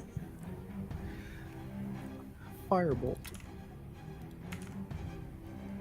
I didn't ask how big the room was. I said I cast Firebolt. Yeah, and that's a hit. Do better. You hit it, and you see as the flame hits this creature that you see like almost an immolation of like fur as it like kind of cascades over the body for a second as this thing lets out one final death throw, and it hits the ground in front of Nell. Yep. And he keeps his arm extended, and he's looking around for another figure that kind of matches. And you see nothing else from where you're at. It is pitch black down there other than what you can see from the light shining down. Fuck. Okay.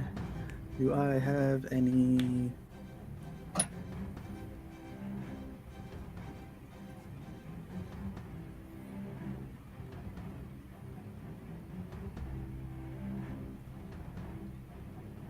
No, that's not gonna work. Okay, that's his turn then. Okay.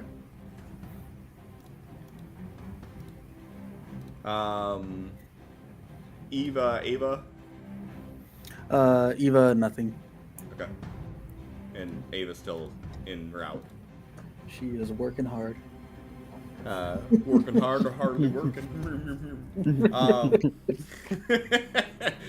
Thrain. Relying off that 22 perception, am I able to see anything else down there? Nope, you see pitch blackness other than the light that is being created by this hole.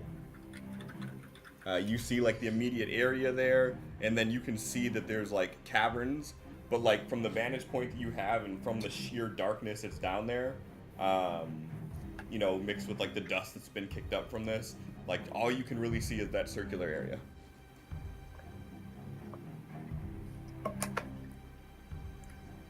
And you saw it said Nell's 35 feet away. About 35 feet down, yep. So would their top of their head be like 30 feet? I'll say the top of their head's probably like 35 feet down. 35 feet down, and then probably a couple other feet vertically too. So 40, 50, well, I'm going to say 41 and a half feet away from you. Trying to cast a spell, it range is 30 feet. I'm like, I don't know if I can do that from here. I can't.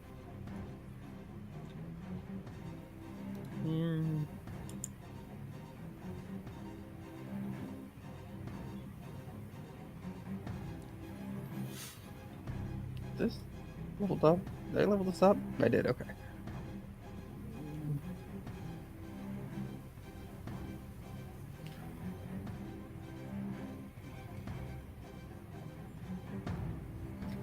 I'm going to with the next rate. Hold my action. If I see any of the other of those creatures that Nell just hit, cast Toll the Dead. Sure. All right. Rodderick. All right. What map are we supposed to be having up right now? There isn't one. Okay. What's the closest thing, like, threat to Rodderick, I guess is the question. Himself. No. You're not wrong. Yeah, so all Rodderick's seen is the floor caved in, Nell fell through, some of the Dragon Guard and the High Blade fell through. Looking down into the hole, you can see that it's about 35 feet deep where Nell is standing there, and then the only light that's being shown down is just from the room that you're standing in. Other than that, you see basically Nell standing in a spotlight surrounded by complete darkness, and there is some sort of vaguely humanoid body laying in front of them with, you know, depending on how long you were looking, you would see like the immolation of like fur on their body as like the flame hit and kind of spread. All right. You said how far down? 30? 35. Ha. I can set my echo down there. Okay. Yeah. So gonna send it kind of separate from the rest of the group as much as possible so it doesn't draw attention. Okay. And then he would like to take a couple of shots. Yeah, we'll try with the normal ammo first. What are you shooting at? Just shooting at the humanoid creature looking thing. The one that's already down on the ground? Yeah, There's no other creatures that you've seen. Ah, okay. You've heard, haven't seen anything. Okay. And in that case, he will ready an action to shoot if he sees any threatening things running at them. Sure. So you're gonna shoot from up top, right? Your Yeah. echo's down. Okay. So Nell, you would hear like a noise, and then all of a sudden you would see Rodderick standing next to you with swords out. Yeah.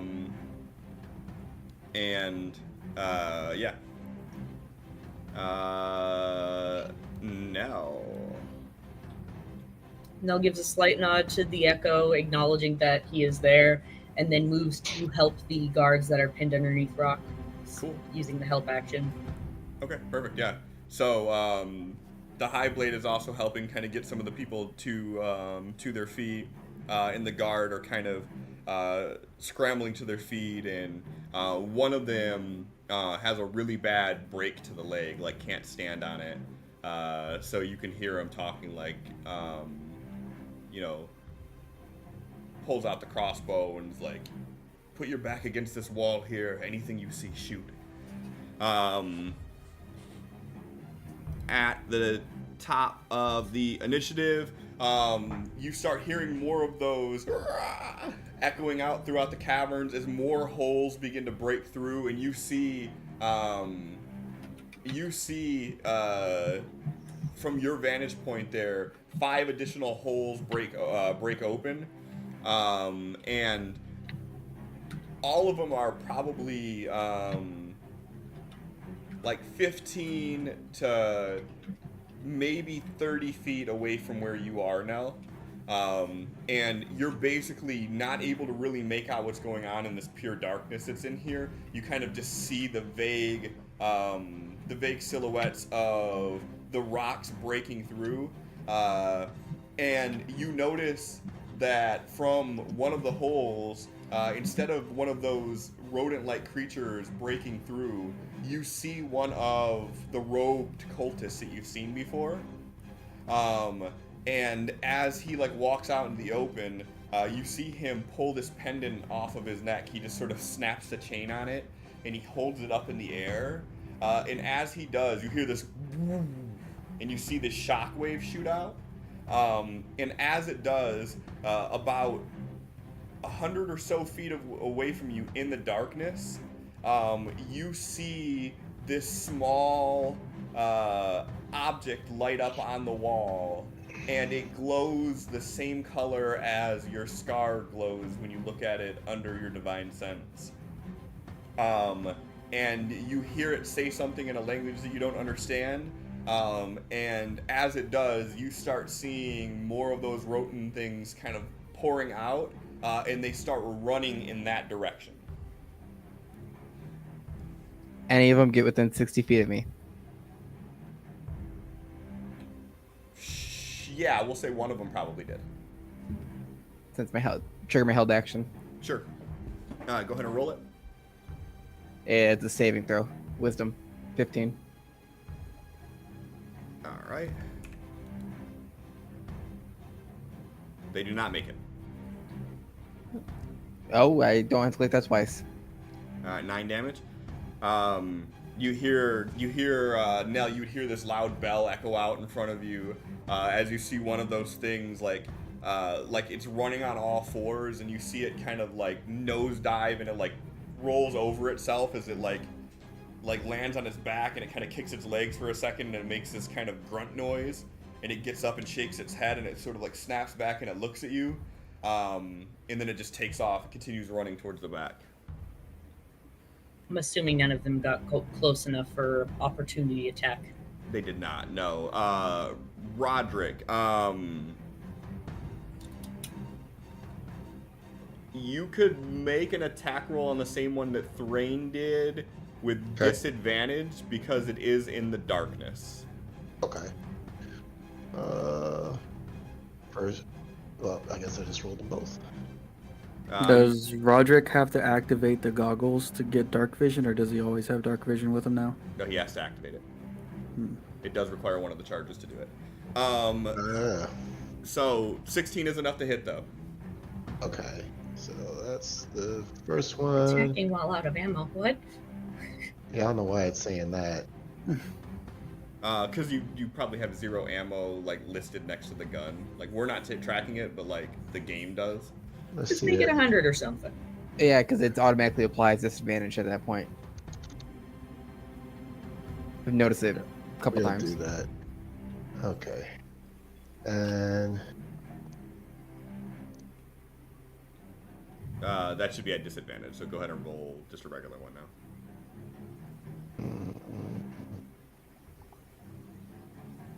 That is not enough to hit.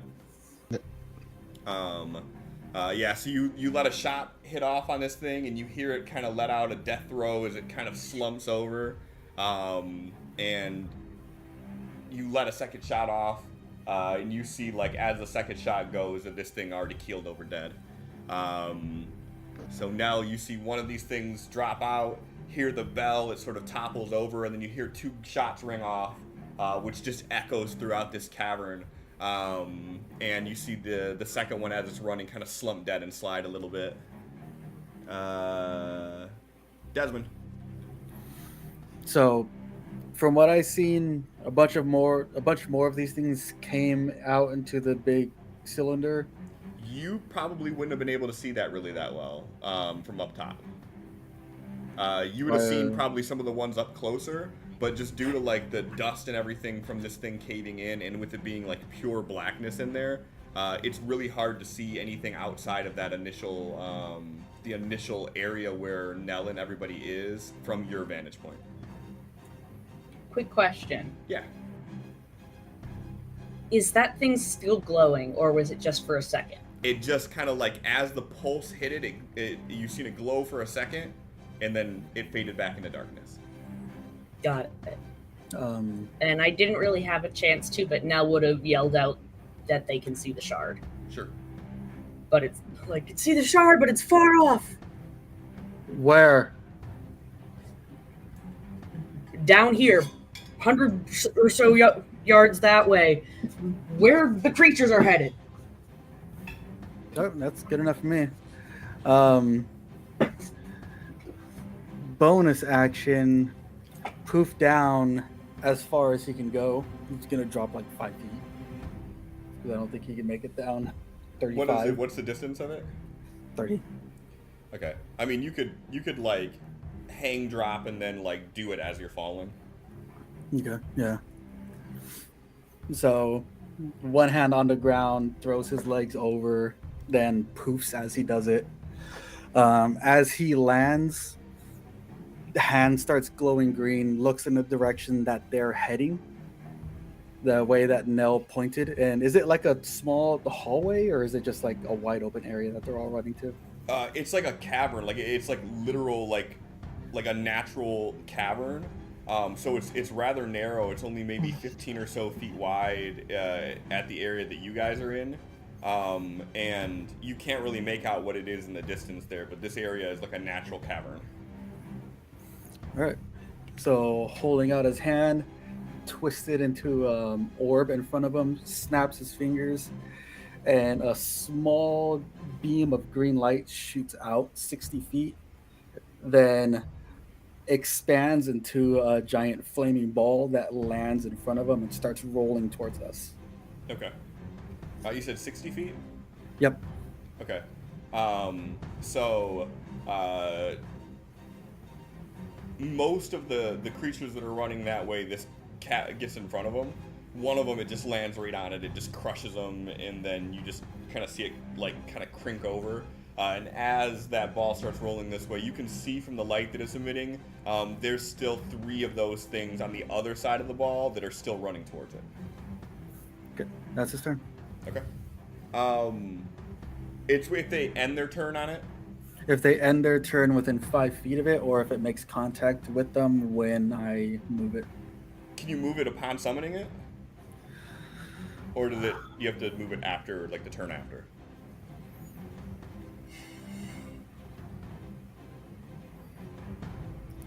As a bonus action, you can move it, so I can't move it as I summon it. Okay. So it lands down on one, crushes it, and it begins rolling forward as there's a group running towards it, and like I said, there's 3 of them on the opposite side running away. Yep. All right. Thrain. Can I see the cultist? Give me a perception roll with disadvantage.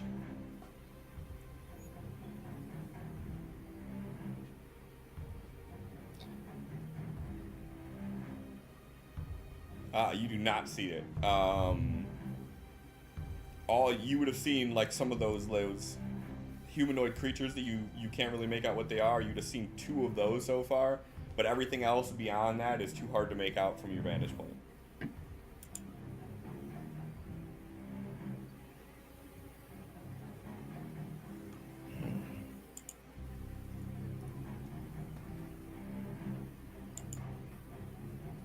Oops. Well, I guess that technically is supposed to always be going off anyways. Any creature within 10 feet of me. Yeah, it's one of those ones that's really hard to like keep track of all the time. Yeah. Whenever you are a friendly creature within 10 feet of you, must make a saving throw. The creature gains a bonus to the saving throw equal to your charisma mod. And I must be conscious to grant this. Okay. It's just a buff to saving throws. I was trying to click on it so I could read it and did that. Don't mind me. Should I come down there to help? Or would it be better up here?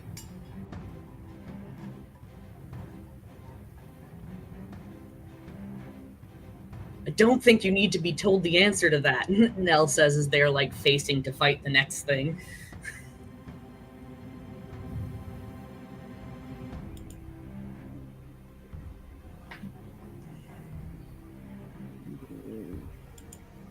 Yeah, let's go like this one. Jump in. Superhero landing. Superhero landing. So before you decided to do that, Adam, I had options for how you could get down. But on this one, you only see one. Uh-huh. Yup. Do a flip. Oh my god. Let me ask this.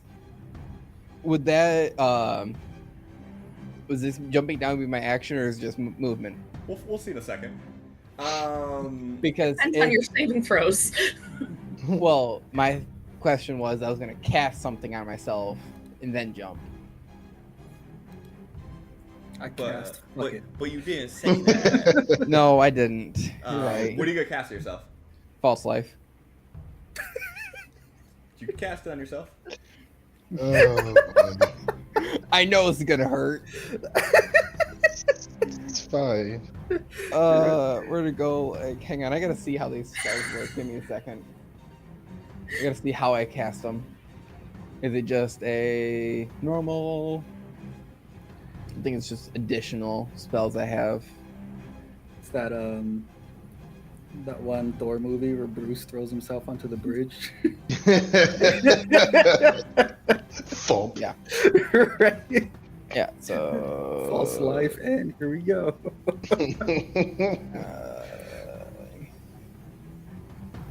All right. I'll take it. Give me 4d6, please. Jesus. It's okay, that'll cover it. Ooh, It'll cover half of it. it'll come. All right. So, Thrain, you ask the question. Nell's answer resonates in a way with you where it becomes immediately apparent, and like without hesitation, you know, your hand lights up as you cast false light, like as you're jumping into the hole, and in your sort of knee-jerk reaction, you just Mario jump into this pit, and just I will give you the opportunity to give me a Dex save with disadvantage, and we'll see if you do a superhero landing or not. Do it. Fail. Such fail, a good fail. track record. Yes. So you hit the ground with a loud thud, and you kick up this cloud of dust into the sky, and you are prone. Nell just turns her head and looks to. Are you daft? He's too busy groaning on the ground. You just face down in the ground, like thumbs up. It's like, landed on my keys. Rodderick, your vision is entirely obfuscated from up top because of this cloud of dust that's shot up. You Damn it. literally cannot see into the hole. Oh, it's great. Your turn.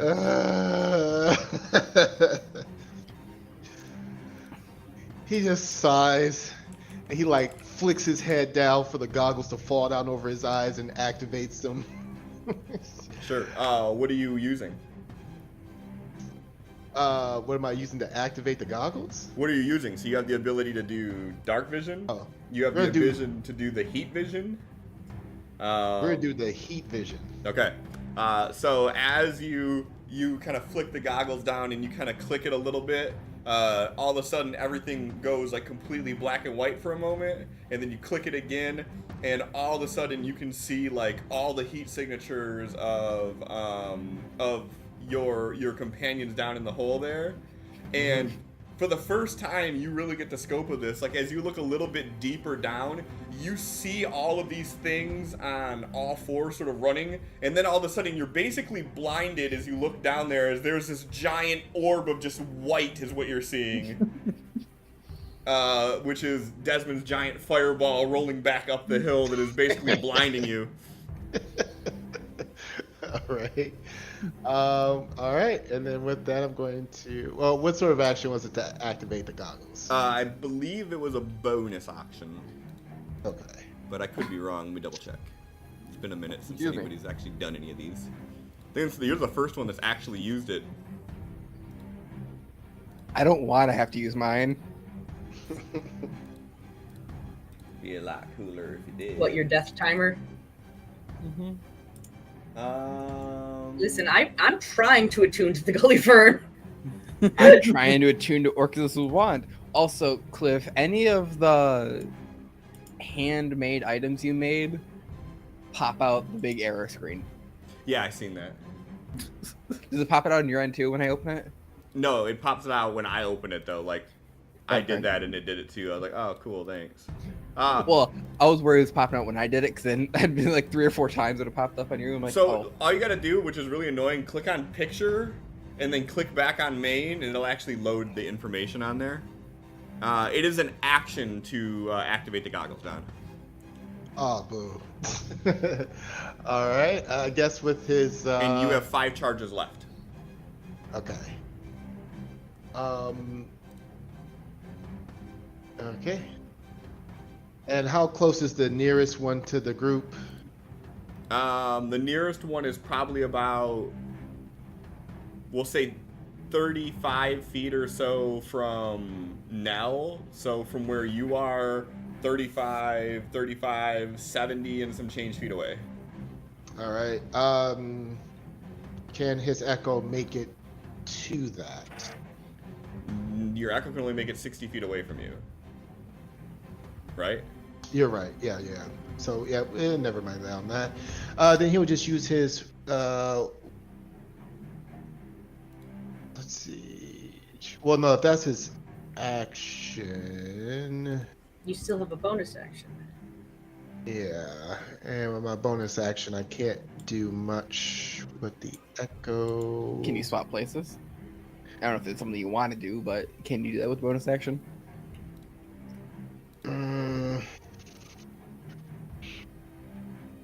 Yes. As a bonus action, you can teleport magically swapping places with your echo. Right. At a cost of 15 feet of your movement. What he'll do instead is he's going to position himself around to where, like, so where if he looks down, that's where they're like exiting out of the tunnel to come at the group. Okay. So that's where he's going to position himself. Okay.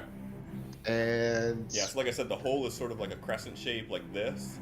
Mhm. So like you're just headed up to the top, like by where Nell fell in. Yeah. Looking down, yeah. And then that's it for him. Okay. Nell. Now is going to call out to High Blade Fenris and the additional guard, like, We need to get the amulet for them, but I'm gonna head over there and try to stop these things before they get to it. He'd yell at you like, "Get the amulet. We'll stop the creatures." Nell nods and turns towards the lone cultist. How far away are they? They're probably, we'll call it 35 feet from you. Understood. So that means I can't make it to them this round. Well, I mean, if you run 30, you have a 5-foot reach. Okay, I guess you're right, yeah. So I'm using my full movement to make my way on over to them. Okay. And I'm going to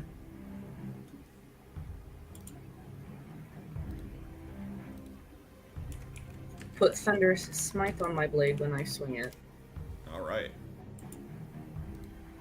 Actually, no, not Thunderous Smite.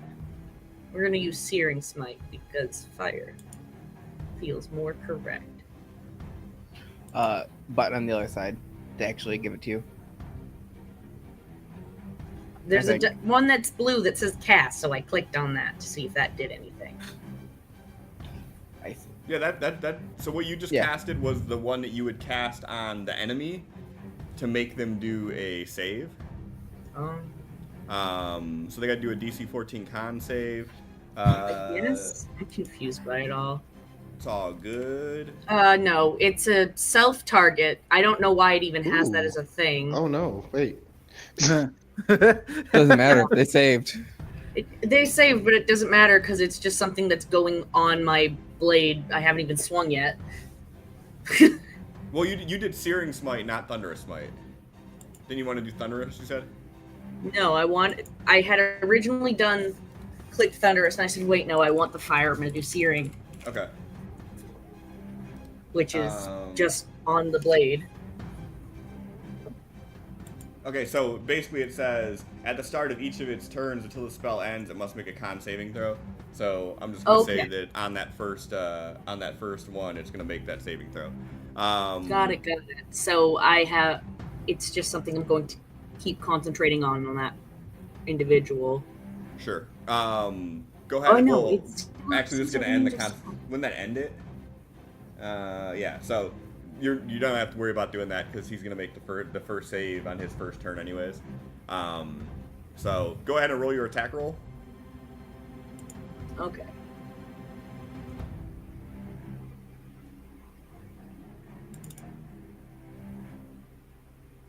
That is not enough to hit. It teased me with the almost landing on the 16 plus the 6. It was That would so have been enough close. to hit. I assumed. So You know what? No, I want to use my inspiration point to actually hit them, you may do that. or at least try to. Yeah. I didn't. That does not hit. I didn't.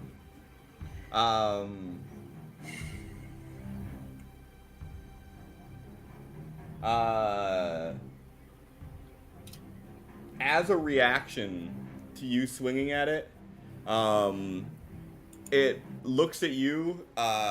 It just sort of looks at you and it holds up a finger, which is this long, gangly finger, and it just sort of goes like this. And as it does, you see it go and become incorporeal. Cursing in Elvish. And as it goes incorporeal, it turns around and it starts running towards the rune.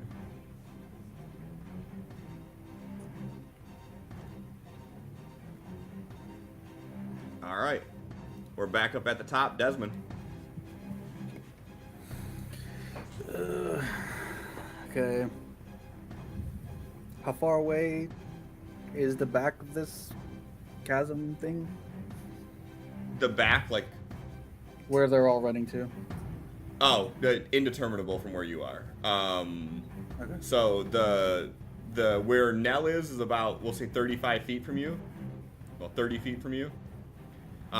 Where the thing that they were just fighting was, it ran off after that, so we're going to say that that's probably 60 feet from you. And you said that the fireball was like 60 feet from you rolling this way. So you would have seen this thing run through the fireball.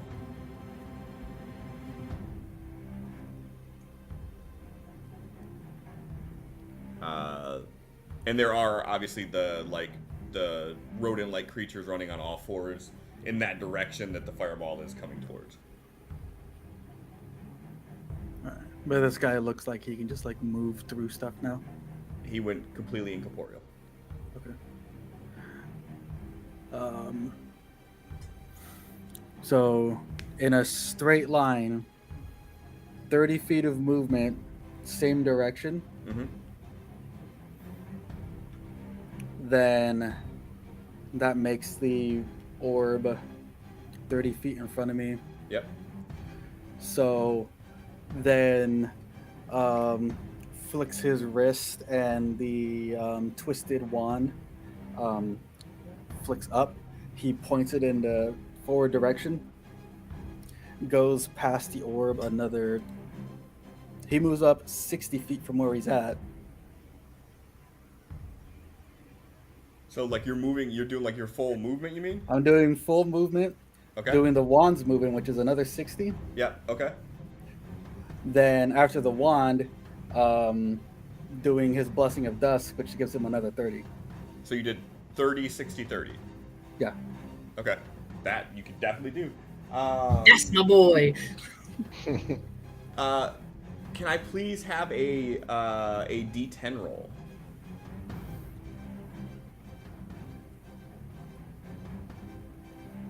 All right.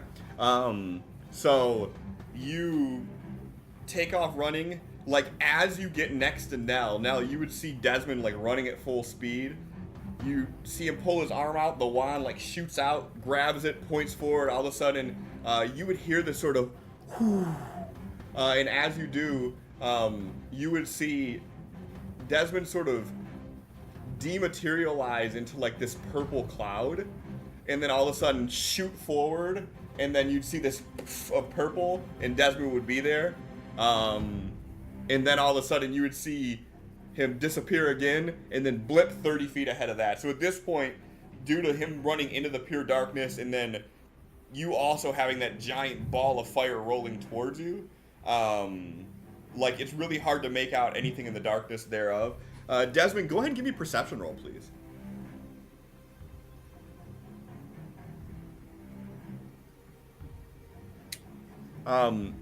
13. You find yourself standing in the ruins of a desecrated temple. You can make out sort of the vague constructs of pillars, and you can see that this building, it has all of the sort of keystone features of a temple, but it has been destroyed, collapsed in on itself. And in front of you, another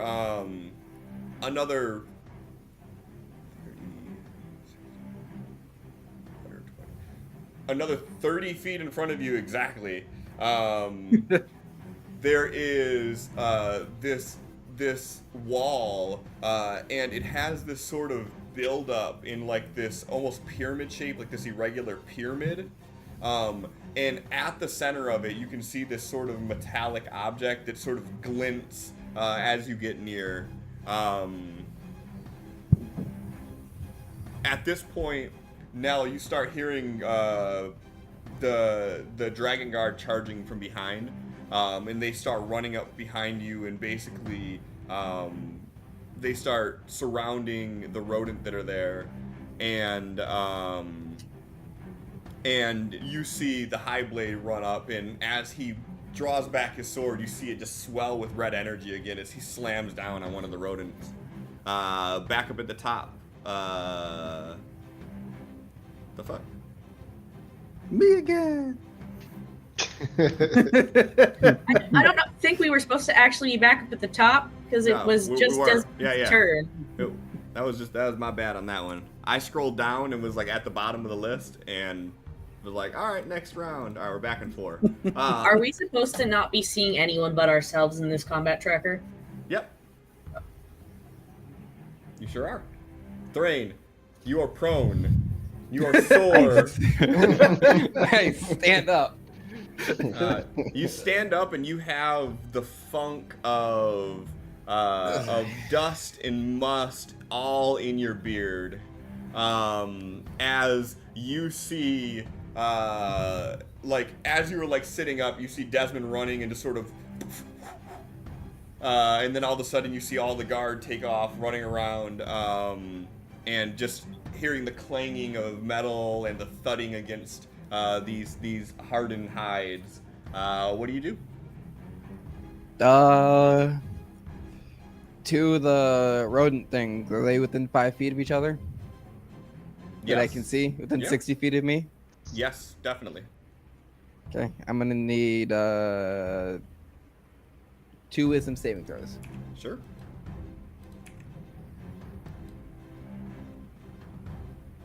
What are the fucking odds of that shit? Right. Any of them been hurt before? These 2 that I'm attacking. Yeah. At this point, I mean, I think that, like, they were running forward. There was a giant ball of flame coming this way. They turned around to avoid that and met the steel of the dragon guard. So, yeah. Okay. They each take 14 points of necrotic. Oh, yeah, they both die. Oh, wait. Necrotic damage. They do not die. Mm-hmm. Do better. Only works on necrotic spells, okay? Or necromancy spells. Oh yeah. Yeah, so you hear the dong fucking chime out in the darkness, and you hear these things sort of groan, but they're still standing. And then I'll move 10 feet closer. Sure. All right. Rodderick. All right. Anything in sight to shoot? Nope. Everything is Damn it. further down the tunnel. All right. He will then swap places with the Echo. Yeah. So almost as like a paradigm shift for you, because you're like up top looking down, and all of a sudden it's like your vision just kind of snaps to, and like it goes blurry for a moment, and by the time you refocus, you can see, looking down this cavern, finally the full scope of what's actually going on here. As you see like all these heat signatures of people swinging swords, and you see these like rodent-like creatures that are like clawing back and being hit, and then bright light, and then like just beyond that bright light you get like this vague kind of signature of a humanoid off in the distance. Okay. We are going to shoot some rodents. Okay. Let's see here. What sort of action to switch his ammo type? That'd probably be bonus action if you're switching it midway through. Okay. And you did the bonus action to switch places. Yeah, so you can do that. right. So we'll wait on that. Okay. We'll just start shooting then. Okay. Wow. Cool. Can't make out who's who. So, You didn't get all the foil out. hey John, go ahead and give me a damage roll. All right. I see one down.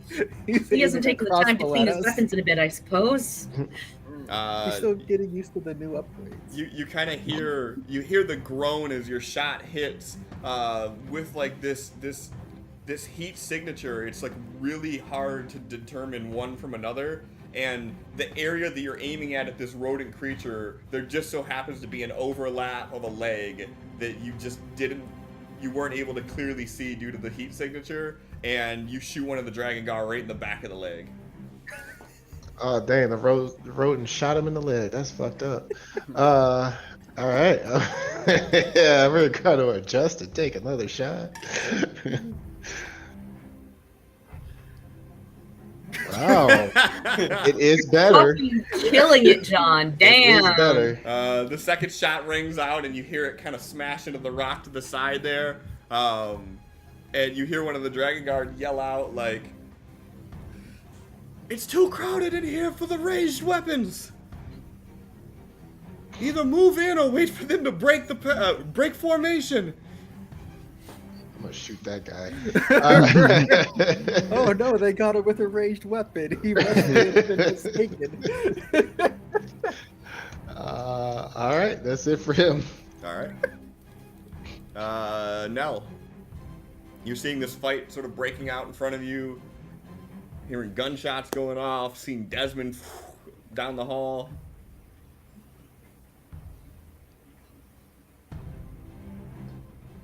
Bella's going to move to the farthest off mole individual, like furthest down the hall, attack that one Sure. if possible. Yep. Not Yeah. sure how far they are. If It'd they're be like exactly 30 feet again, because Desmond put the ball like 60 feet in front of you guys. So like you're 30 and 30, like kind of built this area out perfectly for this.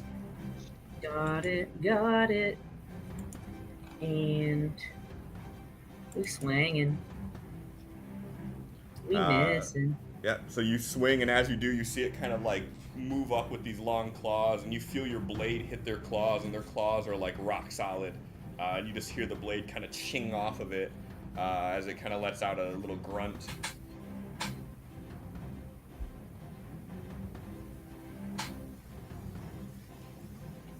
Well, that's nice.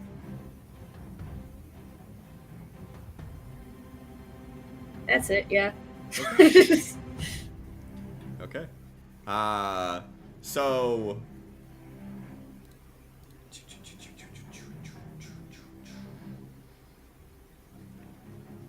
this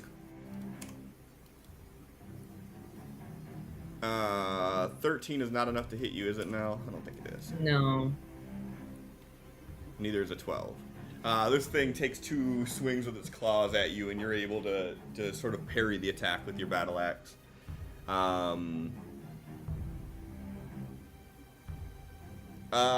Desmond, you see as you're sort of standing there, 30 feet away, you see this sort of glimmer of metal, and all of a sudden you hear this sound behind you, and 30 feet behind you, you see this incorporeal being sort of come back into materialism. And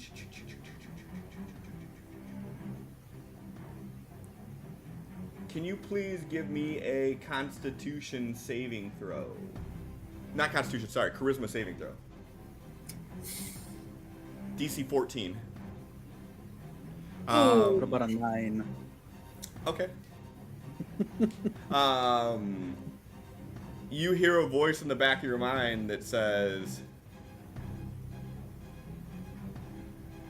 "Why don't you go and get that for me?" And you feel compelled to do so. Hold on. Oh, you get advantage against this. I might. You do, for sure. Okay.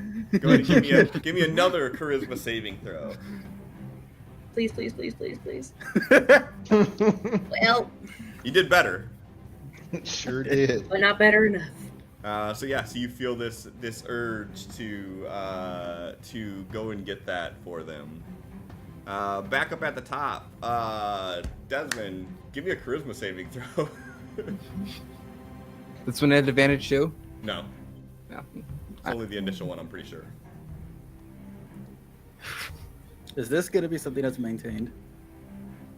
What do you mean? Like, until I break it? Well, until you break it, or until I think it's a minute. Okay. An hour. Or their This is on y'all. concentration. This is on you guys now. Or unless we make him break it. That too. All right. So Desmond, you can only. So here goes the fun thing about this. You are obligated to do as they say, but you basically get to choose how you get it done. So this thing's 30 feet in front of you. Technically, you have enough movement to make it to it, and then you could use your action to try to get it, but, like... Why don't you go and get that for me was the issued command. Okay. He is going to take 5 steps in the direction of it. Okay.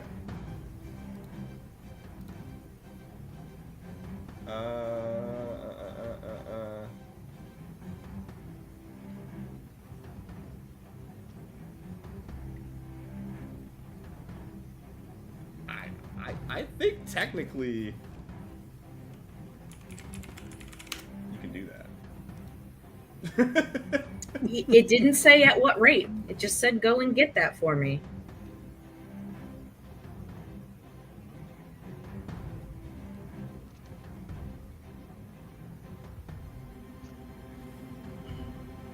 It says the creature must spend its turn doing the command to the best of its ability. Okay. You'll get up to 30 feet right next to it and try to pry it out then. Okay. Go ahead and give me a sleight of hand roll, please.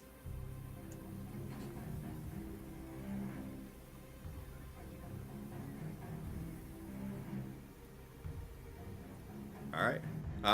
So you start to, as you go up to it and start like prodding it out, like the tool that would work best at this moment pops out because it is the best of your ability, and you start prying through, but it doesn't come out right away.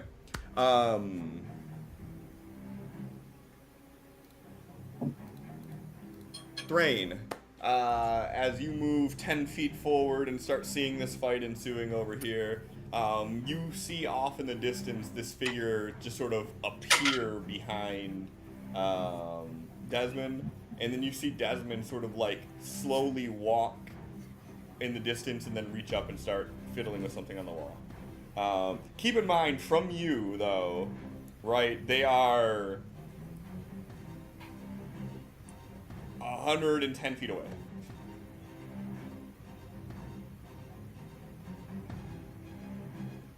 Right? 20... Wait, no. 20, 60...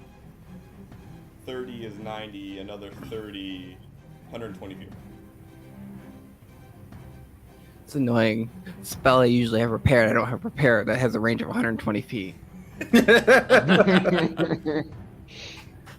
Not that you were aware that he's under control right now. Cultist. I want cultist dead. I don't care how. I don't care what it's doing. That's fair. Cultist is causing all this issue. That's fair. Just don't say that too loud because we might get banned for hate speech. Right? Mm-hmm.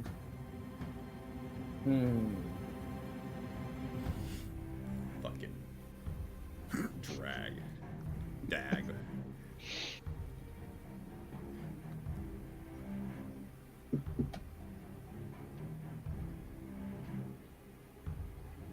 I don't care about your issues.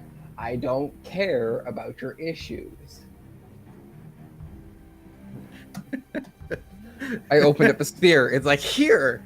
No, go away. And then you change from picture and then back and it pops back out. Yeah, I don't understand why it does that. It's gonna do it again. Yeah. I'll get a fix to it. I just gotta figure out what the fix is. I think it's the extra modules we have loaded because it Wait. keeps saying error on these, error on this, error on this. Yeah, it's one specific portion of it though. I think I might be able to just like patch it out. So that's what I'm gonna try to do. Well, first we'll see if they have updates because obviously that's the easy way to do it. But if they don't, then I'll just try to patch it.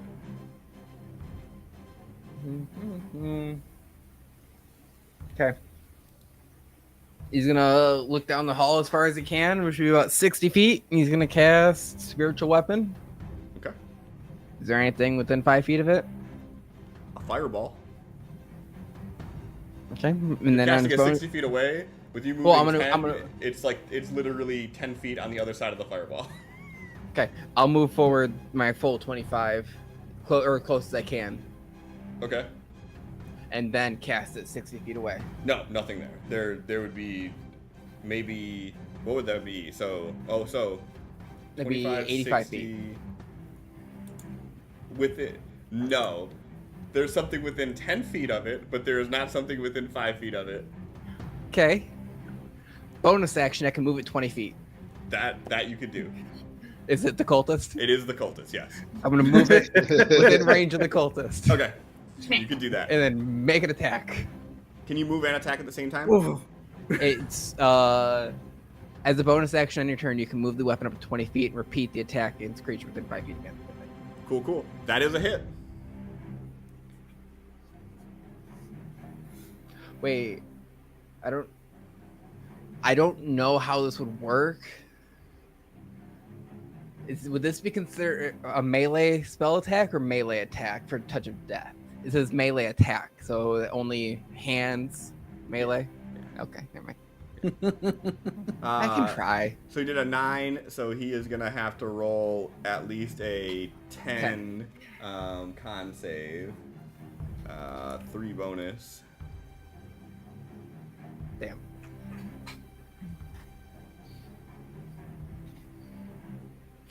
And then As a reaction to being hit, you see it.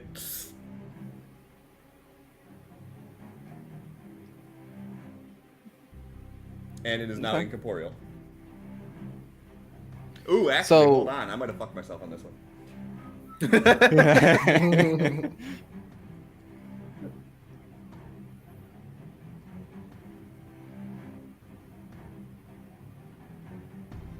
Nope, I didn't.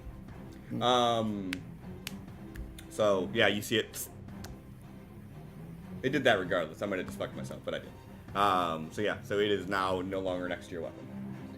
Well, it's there, but it's not. So, would I have any experience with cases like this? Would I know if like any spells could harm it, or if he's just immune to everything? Cases like this, probably not. Give me an Arcana roll though. we saw those earlier. Okay. Heyo. With the 19, yeah.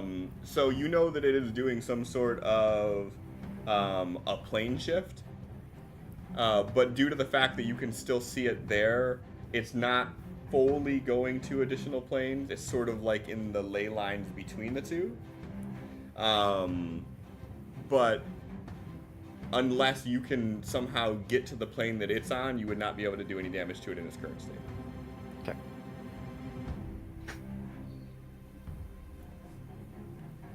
Okay. That bonus action in action. Rodderick. Okay. Is the dust cloud still a problem? The dust cloud is only a problem for the up top area, really. Like where you're at, Okay. it's not bad, but it is pitch black down there still. Okay.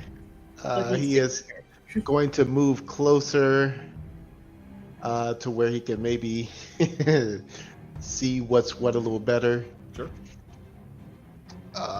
He is popping open both chambers, and like he makes some quick hand movements, and he snaps it back, and then he is going to be shooting with a little bit more fire behind it. Okay. Cool. That's definitely a hit. I think you got it. Yeah, so that one, you hit it and you hear it kind of screech, and as it hits the ground, again, you see the flames hit its fur and sort of immolate out. Okay, about how many of them are left? There are from where you're standing at right now, there are 2 more left standing. All right, he's going to fire his second shot. That's a hit too. And that one, same. Those would be Okay. the 2 that Thrain already hit too, so they drop down. Okay. And so there's one more left. Is it worth? Is it worth it? Let me work. I mean, other than this last rodent, is there anything else that he's seeing? Do you see? No. Okay. They can take it. He's done. Okay. Nell. I'm gonna go ahead and assume that the one I'm facing is that last one left. Yep. Great. So this time we're gonna put Searing Smite on me, so that it's just extra damage on my weapon. That works. Do this correctly. That works. And then I'm going to swing at this thing I say that's Nice. a hit. Nice. for a fucking lot. Give me another 20, please. And you did. Oh. Wow. Does that do like super duper max? That means you got to do one more 20. All right. Yeah, you don't even need to roll damage on this thing. Unless you want to roll damage just to see how much it does, because it is a crit. So it's always pretty to see the click-clacks. It's pretty to see the click clacks. And you got the extra die that are attached to your Searing Smite too, so you might as well. Mm-hmm. That'll do. Yeah, so you cock back your battle axe, and as you're swinging, you see like the blade just start glowing white hot. And as you hit it, there's a sort of that shoots out as this spark just lights up the cavern, almost like the flash of a camera for just a brief second. As this thing, it doesn't even have a chance to make a sound in reaction to the blade. It just thuds to the ground underneath the weight of it. And you could see this giant gash where you hit it, and just that around the perimeter of this blade wound, just it burning. Now it doesn't take much time to look at it, as they are now continuing to run towards the area where this individual is now incorporeal. Yep. You gotta get past the flaming ball. I thought it was a cavern. I didn't realize that it was just the ball is now in the way. It's only like 15 feet across, and this ball right in the middle of it, if you're anywhere within 5 feet of it, it's pretty much blocking the whole thing with its heat effect. So you should have enough movement to make it through, though. Yeah, 'cause Nell you already would moved. charge through it. Yeah, so you can kind of get past it as it like dropped and started moving, and then it just sort of stopped, like almost rocked to a halt, but now it's just making this barricade between. Yeah, and you start running through, and as you get down deeper into the cavern, you can see Desmond like working to pry off the rune. And as you start running, all of a sudden you start hearing this sort of low rumbling sound, and you start hearing pebbles coming from the holes that you ran past as there's more sound coming from the tunnels. Up at the top, Desmond, give me a charisma save. Just one. Oh, All right. Now give me a fucking charisma please. save with advantage. All right. So as you start prying this off, you all of a sudden kind of snap back into your own mind, and you realize that you had been charmed for a moment. At this point, you have your tool underneath this, and you could pry it off at will. Is that going to take like an action or a bonus action to do? No, it's there.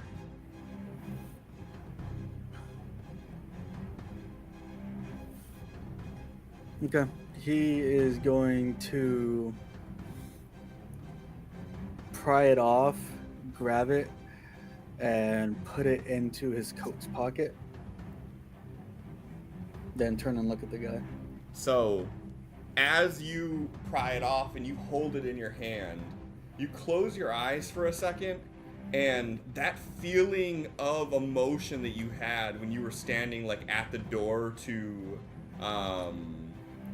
at the door to the temple, you sort of feel that same rush of emotion kind of wash over you. And as you open your eyes, you are laying in your hotel bed, but you have your hand in the same pose like you're holding something. We're gonna go ahead and take a bathroom break.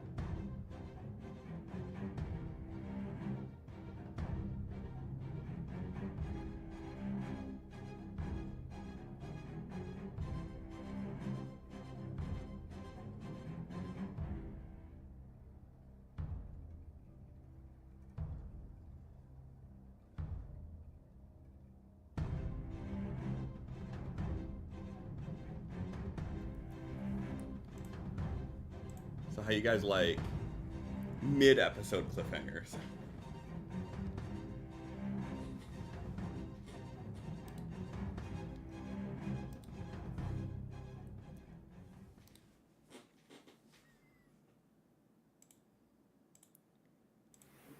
All right.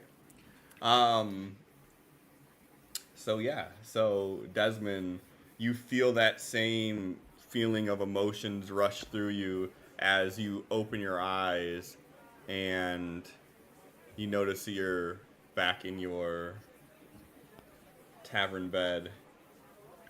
You look inside your hand and it's empty, but you feel like something was in your hand.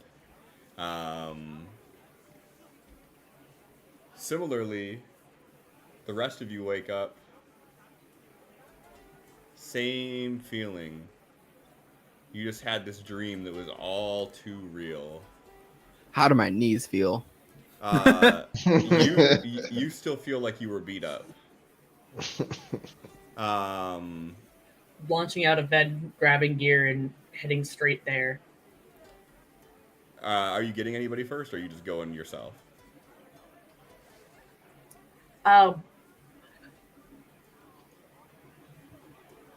At this point, Nell isn't quite sure if it's a dream, so they're going to go speak with Fenris on it, probably. Okay. Actually, wait. I'm going to make an intelligence save, I think.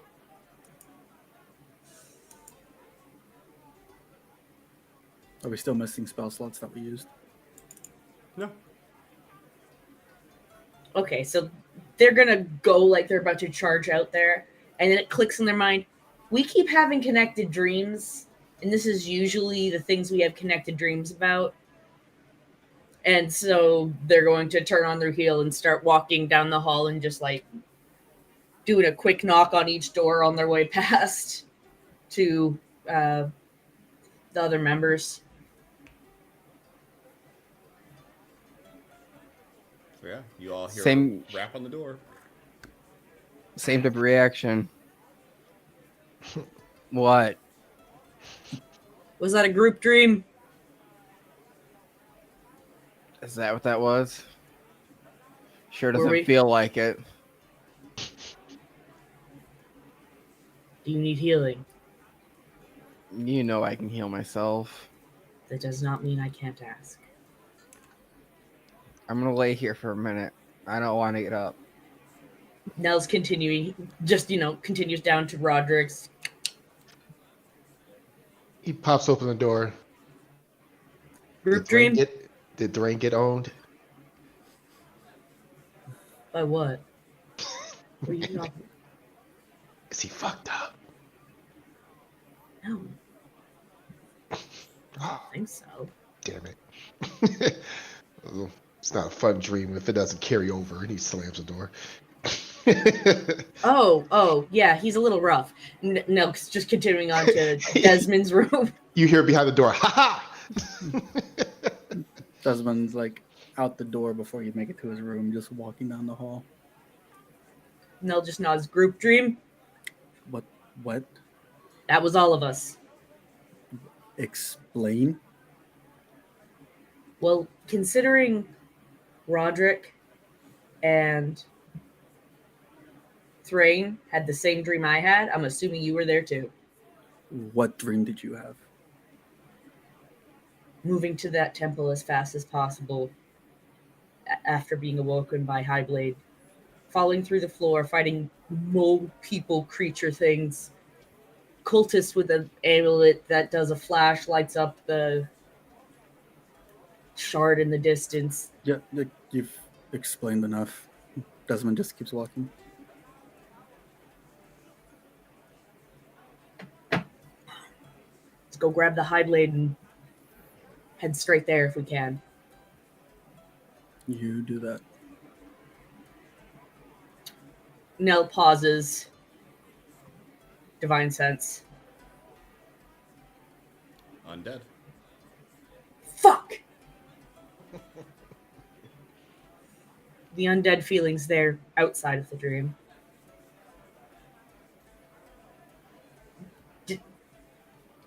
Off to go grab Highblade. Did Nell say that out loud? Yes. Okay. As you both end up walking outside, around the same time of one another. I'm assuming you're walking outside, Desmond? Mm-hmm. Okay. As you both walk outside, as soon as you make your, get onto the street, you start seeing people making way as you see this horse sort of walking down the main street. And as you give a wide berth to this horse, it, pulls over to the side. And you see someone jump out and start unloading sacks of rations and flour. Before this, do we get a full long rest? You never... Yeah, it was a full-on... You never... Nothing Those happened. that never happened, so those Well, spells are fine. I had spells that I used during the day. I want to know if I get those back. And if I can refresh spells. Because if not...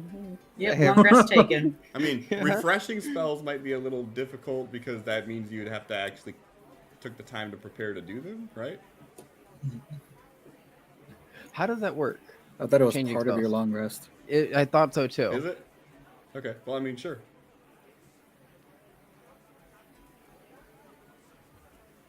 Stand by while I spend 3 to 5 years looking at spells. Poor baby.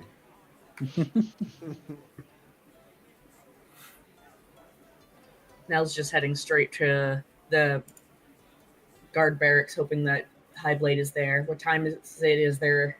I'm assuming it's before dawn, Yep. as we were in the dream. Yep. Any feelings of vibrations that we're perceiving? Nope. Great. All right, so you're heading to the High Blade. Desmond, where are you going? He's gonna see if he feels comfortable enough to enter the temple. Sure. Okay. So you would both be getting to your destinations about the same time as one another. As you get to that door, Desmond, you get that same feeling like something is compelling you not to enter that temple. Like everything in your body is telling you, don't go in there. I go in anyway. No, I'm gonna go to the main gates, the northern gates. Okay. Is Rodderick and Thrain joining? After about 10 minutes, Thrain will get up. Yeah, like Roderick will lazy about a little bit, but get his clothes on and everything, and then go find where Nell went, I guess. Rodderick, about the time that you get outside, you would see Desmond heading back your way. So you guys would be sort of crossing paths with one another. Nell, as you get to the High Blade's office, it's already like active there, like people moving around. And you can see, like, as you walk in the gates, where the High Blade's office is, and you can see him in there talking to one of the Dragon Guard.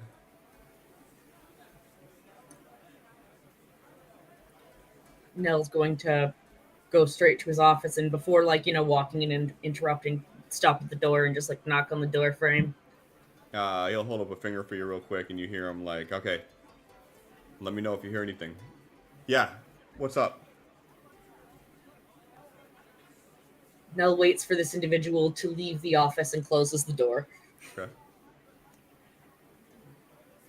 Part of our connection with this whole nonsense is we keep having group-oriented dreams. We had a dream last night that the cultists were tunneling underneath the city. We all went to the temple, including you and several guards, went to the room, ended up crashing through the floor and fighting some beings down there, and the shard was there.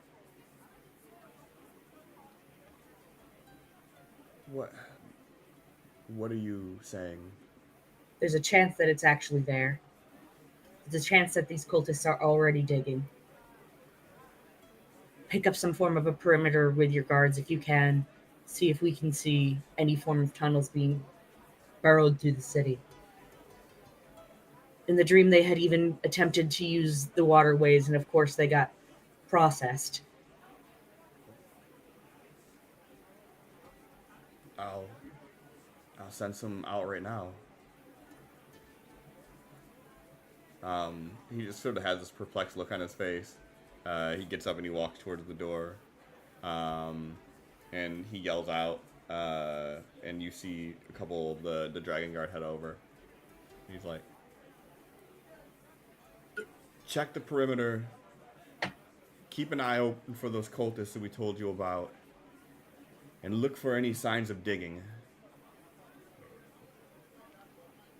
And they give a nod and a salute, and they jog off. He's like, where should we head first?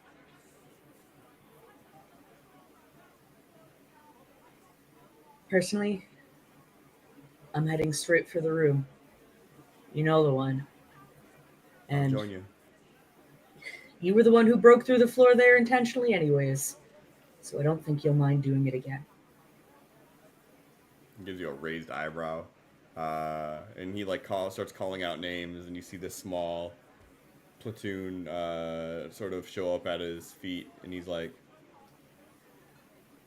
gear up, we're heading out now. And you just see them all break loose for the armory, and they start suiting up. He walks in, and he gets the rest of his suit on and grabs his sword. And you get this strange sense of deja vu as you look at this group moving as one unit, and it is like the same exact group from your dream. Were any of their names said in the dream that Nell would have known, even though they've never been introduced? Because I think that would be fun and wild. Too bad you used your inspiration on something boring. I know, right? Something that didn't matter. Does Nell get one for that double nat 20 though? Oh yeah. In combat? You would Yeah. get another inspiration, yeah.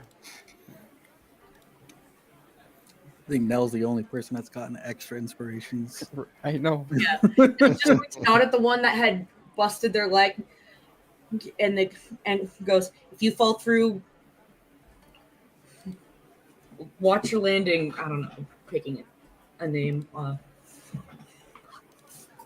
I keep trying to say Rodderick. Watch your landing, Varric. I don't want you to break your leg like you did last night. Apparently his name is Varric. He looks at you super perplexed. And does he have the fucking... I've never broken a bone in my life. But you might today. He just turns and looks at one of the other dragon guards like, what the fuck is this? They just kind of flop their hand. Prophetic dreams. And continues walking. This dude's all gonna be super fucking cautious about how he walks.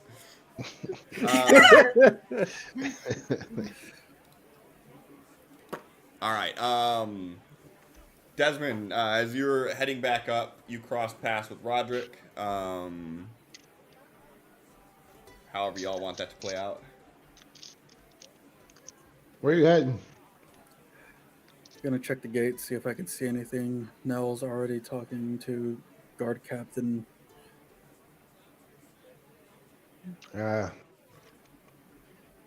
People with badges. All right, I'm following you.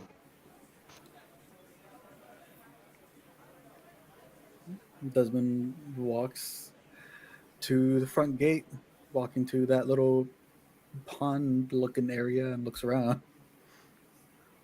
Oh, you're walking all the way out? Mm-hmm. Yeah. Go ahead and give me a perception roll. Damn it, Adam. Hey. Hell yeah. Hey, Sin. You get an inspiration. But we aren't in combat. Well, no, but I asked you to make the roll. Is that how it works? Yeah. Why not? So as you get out to there, on the northern side of the wall here, it's all really quiet. You can hear sort of the babbling of the water as now that you're close enough to see the water is actually being pumped into this little oasis, and like in your kind of like in your expertise with like the engineering aspects of it, you can start to see sort of just like the ingenuity of this place, of how it was built, and like there's these pumps that are sort of pushing the water up, and there's like this small little rainfall waterfall, and the water is filtered and clean, and it's like almost like a it almost looks like it has a blue tinge to it, and for a moment it's just actually really serene around here, and as you survey back around the city itself, you catch something on the walls of the city, like on the actual top of the wall. You can see someone that looks like they are like sort of ducking low, and they are running from like here to here. Not letting me move it where I want. There you go, like this. Desmond, like, looking at the pond and turning around, seeing this person, immediately snaps a finger in his direction. Rodderick, up there.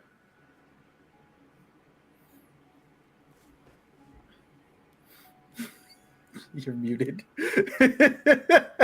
I can put together. Pulls out a what you were gun. saying, though. Am I shooting? Can I make out if this guy has like guard attire? High or low? Low. They appear to be a cloaked figure. You're not getting the silhouette of like a dragon guard up there, no. Do it. I'll help him if it's not important.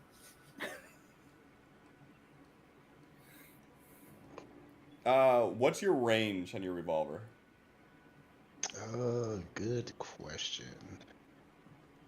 Because you got to figure that, like, You're a pretty good ways away. yeah. 120. You said 120? What's your max range? 120. 120 is your max? That's what, if I'm reading this right. Okay. Go ahead and roll another one. We're gonna see you're rolling at disadvantage on this.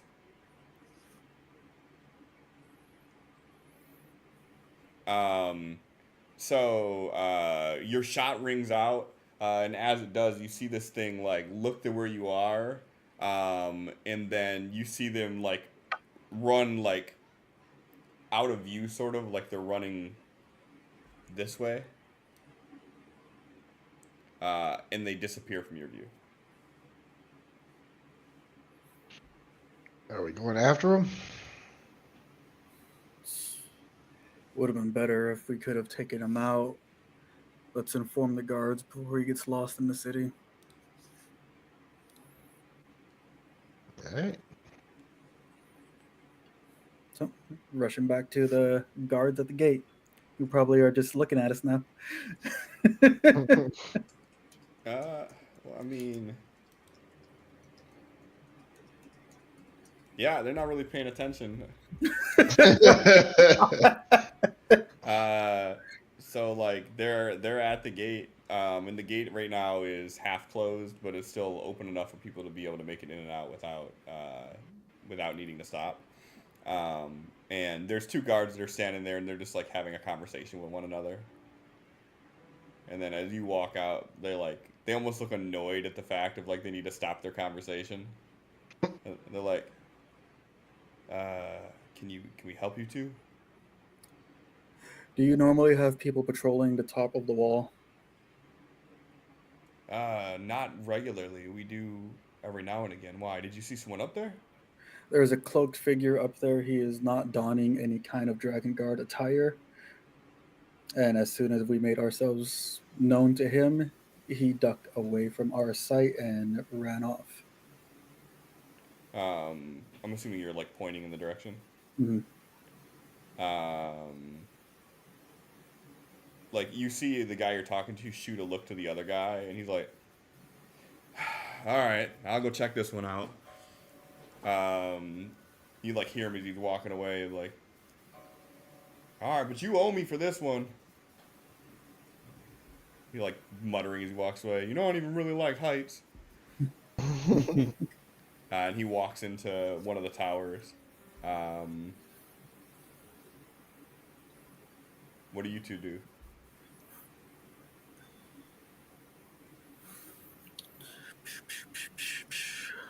Let's saying this out loud so the guards can hear us.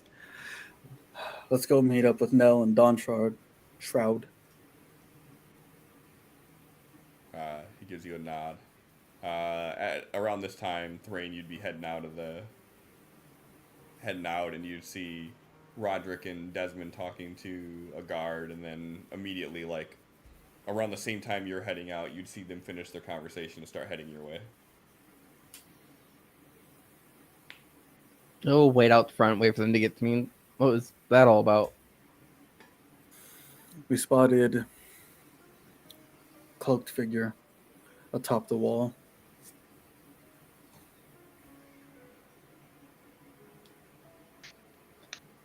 What are you thinking? Nell's already talking to Dawn Shroud, assuming they're going to go into the temple. I couldn't find any signs of movement out north, so I am going to be looking around in the city. Okay. I guess I'll try to catch up with them then. I am going to attempt to catch them before they head into the temple, so let's all go together. Mm-hmm. Yeah, I mean, you guys make it around the corner and see Nell and, like, the small platoon walking your way.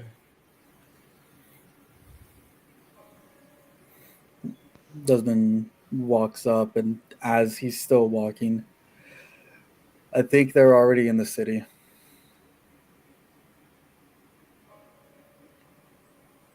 The High Blade kind of looks at you and he's like, did you see someone? Me and Rodderick had visual on a cloaked figure atop the wall. He was not donning any sort of Dragon Guard attire. And as soon as he was noticed by someone, he ducked out of sight.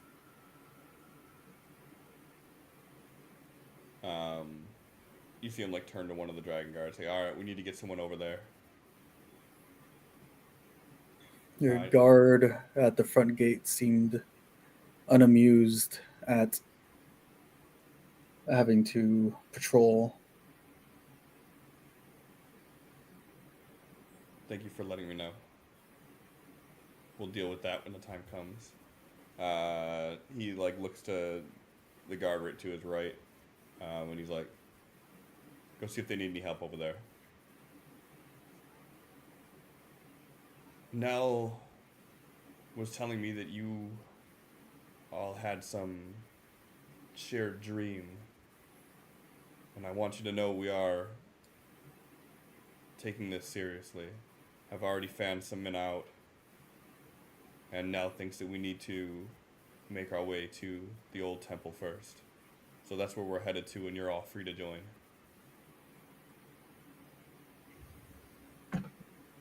I will. I will. I will aid in any kind of assistance your guard needs from up top. Appreciate that. He gives you a nod, and then he starts walking. Everybody starts following. And as he's walking down towards the opening to the temple, you hear this voice yelling out, High Blade, Your Eminence! We spotted movement around the southern walls.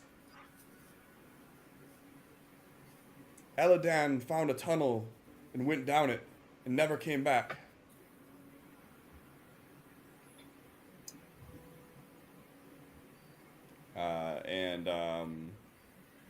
He sort of, like, gives a nod, and he looks at Nell and he's like, in your dream, do we need to divert more men to the tunnels, or do we need to make haste to the temple?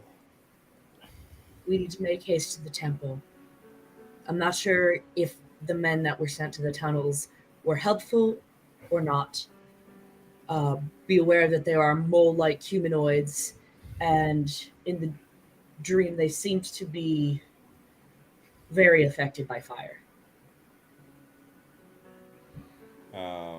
He gives a nod and he says to the guard that came up, "Return to post. Keep me abreast of what happened to Eladon. Everyone else in the temple." And you all see the group walk up to the temple. 2 people break off, open the gates. They all move in as a single unit. Nell is staring at where I don't remember her name comes out. Tiffany. Where Tiffany comes out and she goes. Tiffany would, if everything goes exactly as the dream did, Tiffany will be coming up saying that there were individuals in there that got processed, and they'll point to the pipe that ends up bursting. That will start shooting steam, and if I'm remembering correctly, that is main 7. He like stops, he gives you a look, and he just kind of nods in confirmation, and he just like you just see him like looking at the door, waiting for it to open. Now we don't know if this dream was a today thing or if this is going to be happening tomorrow or in the next days coming. I just figured we better start looking before. Understood. I can only be grateful for these early warnings. They turn left, and they go through the same door, and you see everybody start funneling in. What's everybody out here doing? Desmond's gonna turn and walk back to the guard barracks. Okay.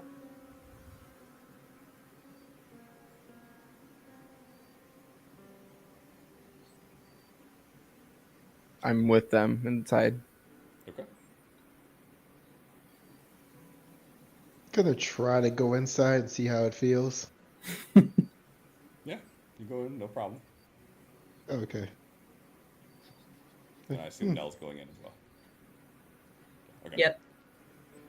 All right.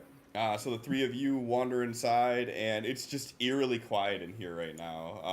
All the hustle and bustle from your dream has not come to fruition as of yet. And all you hear is sort of the unified march of the Dragon Guard as they're making their way down the hallway towards the old chapel. When we enter the old chapel, Nell is going to close their eyes and do as much perceiving as possible for any digging sounds or vibrations. All right.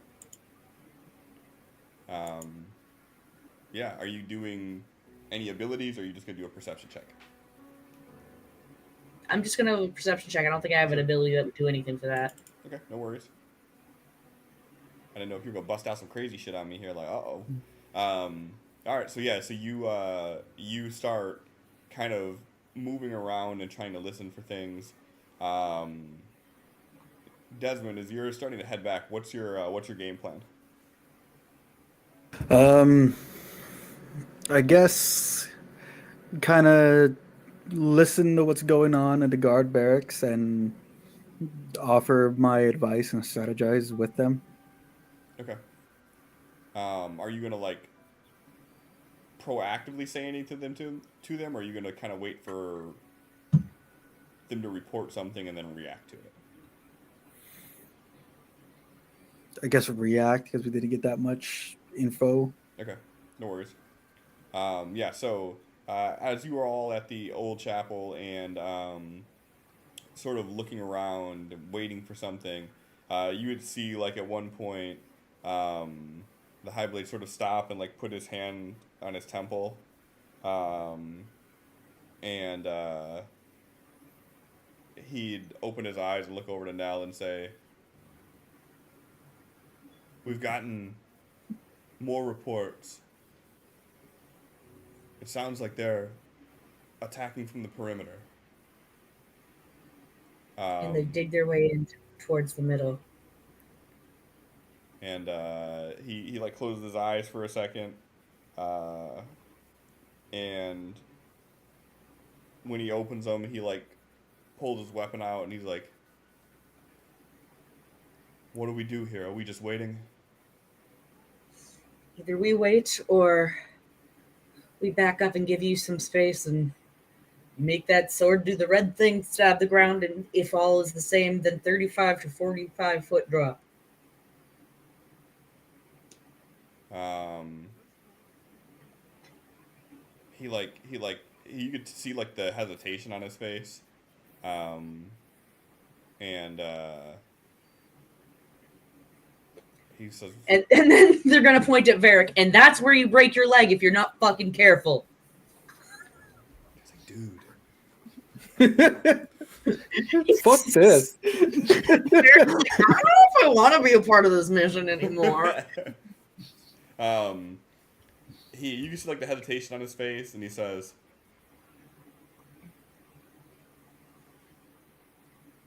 "I need to make my lieutenants aware." And you see him close his eyes for a second.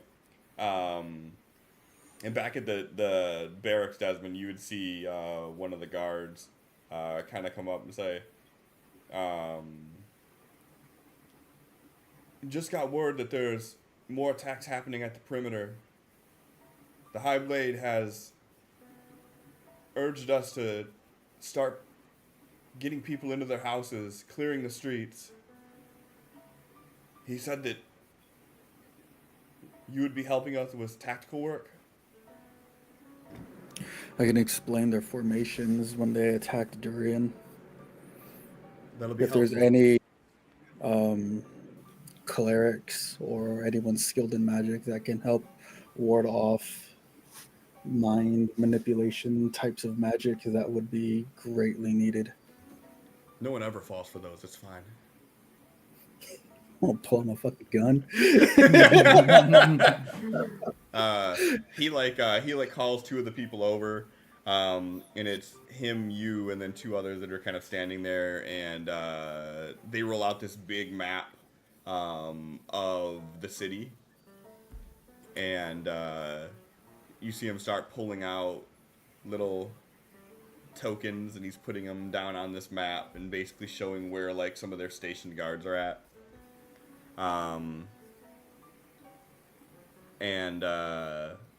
And he's basically trying to get all the information he can out of you as far as like what the formations were, or where there's going to be some places they can attempt to build picks and whatnot.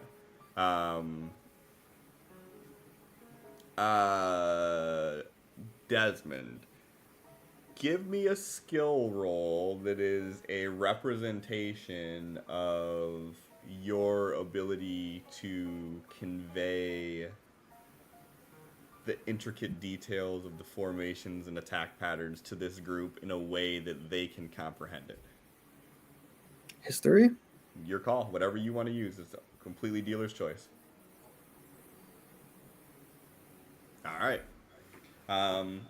So as you start like kind of moving some of the tokens around and kind of showing like how the formations were in Durian's attack. Doing all that moving. And do they have tokens for like their own guards too? Yeah, that's what they have the tokens Okay. for mostly, is their own guards, and then they just Yeah, have some so- like they throw down some like copper coins in there for like simulation of the enemy.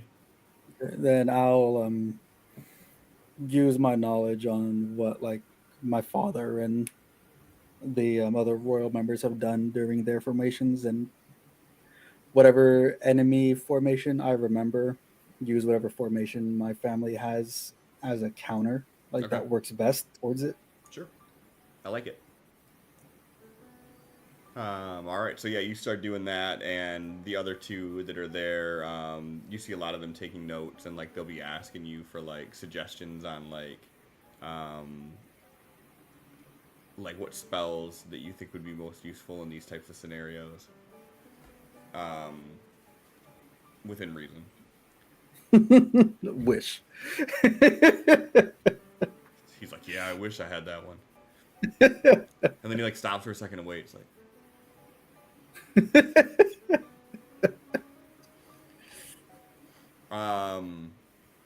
all right. Back at the chapel. At this point, the Highblade is sort of just pacing, his sword at the ready, and he just keeps like looking back at Nell, like waiting for like some sort of confirmation or something, like anything other than what he knows he has to do. I'm not sure if gonna. it's beings that were tunneling that made the cavern or if it was already there. I'm gonna go out, see if I can find Tiffany. Sure. Just in that general area of where we saw them last time. Yeah. Rodderick doing anything? He's just hanging with Nell. Okay. Then yeah, so Nell, as you're trying to explain some things, like you get that like your point is being made, but like he's still hesitating, like To hit the floor. yeah. Nell starts clearing pews like they did in the dream.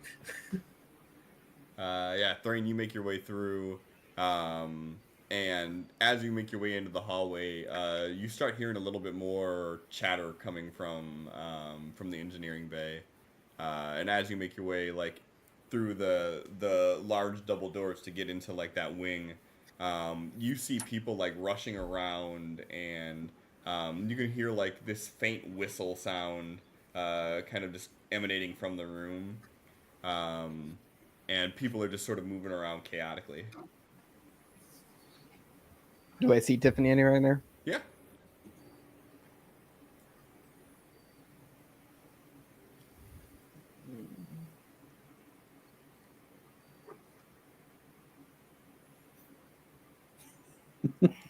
You're like, yeah, I see her, I leave. Like, I just wanted to make sure. No.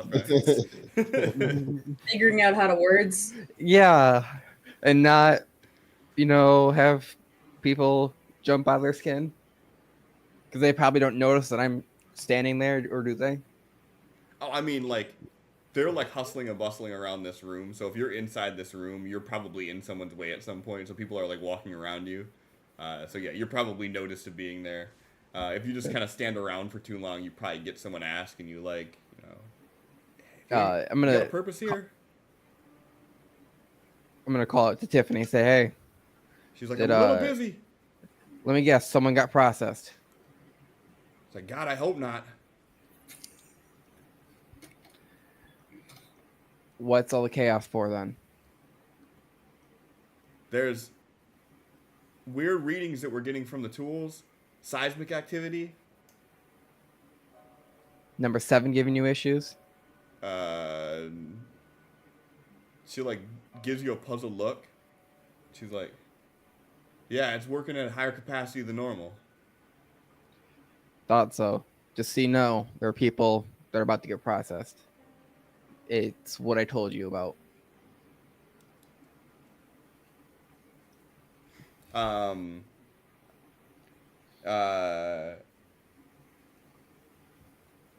She's like, how would you know this? It's a long story. I don't have time to explain.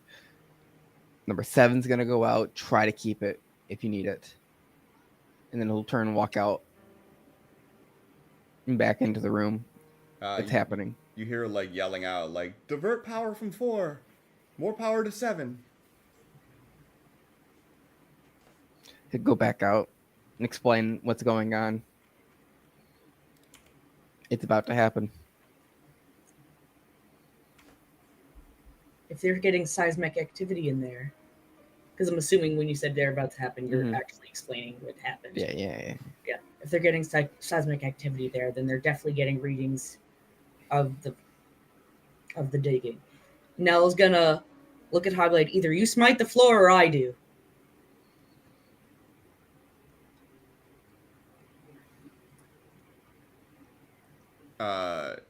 he's like,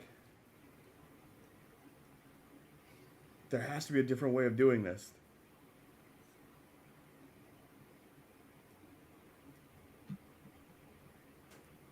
If I'm not mistaken, in our dream, you said you're not going to take my city too. Nell's going to mentally calculate where it was that the actual shard was, like standing and positioning themselves. Like, so if it was 100 or so feet that way, that puts us where in the temple?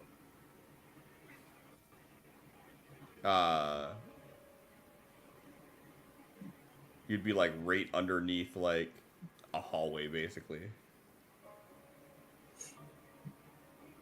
Nell's gonna make their way there to where they could maybe even just drop down right onto the fucking thing.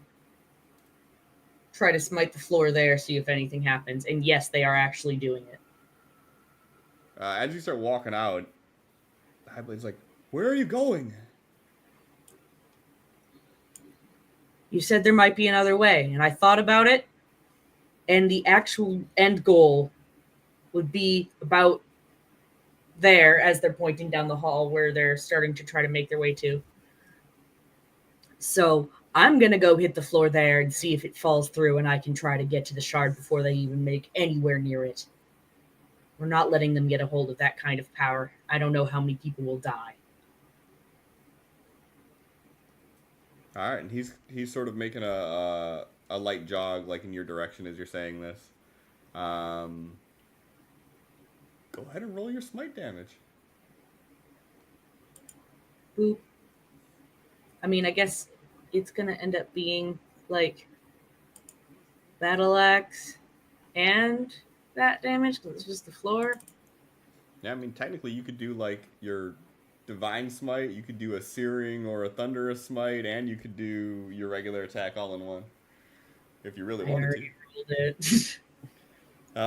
Yeah, so you kind of raise the battle axe over your head and you see it just sort of start swelling with that like anti-light, that like darkness that swells around it, and then all of a sudden this like kind of like almost like lightning peering from a thunderous cloud starts crackling around it, and as you smash down onto the floor, you see this small explosion of I didn't put Thunderous Smite on there, but I totally would have if I had realized I could stack Divine Smite and Thunderous Smite, but you know, I'm not always smart. Okay. How about you roll the damage for Thunderous Smite?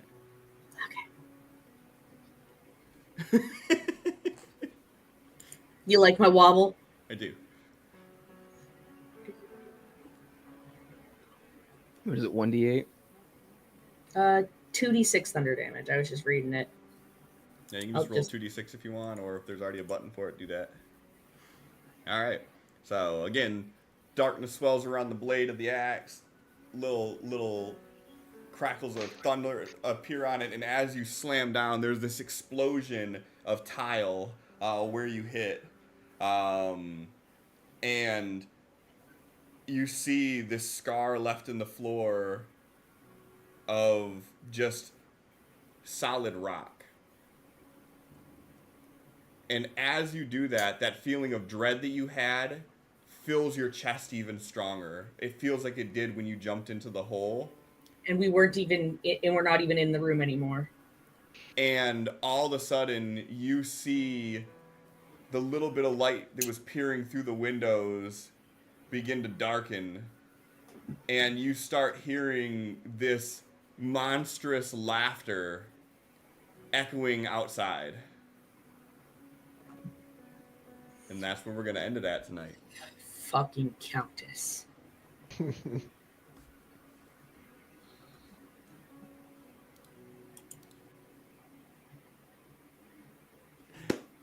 Yeah. But I'm not ready for it to end. Yeah. You're still awake for once. It's almost like I didn't go to work today. It's me next Friday. So, thanks everyone for hanging out. So for anyone that cares, I did appeal the suspension in TikTok. So they said within 24 hours they'll review it. Otherwise, I'm suspended from TikTok until the 24th. Okay. I got a warning for hate speech, which that is the most fascinating shit. I'm just wondering where they're pulling it from.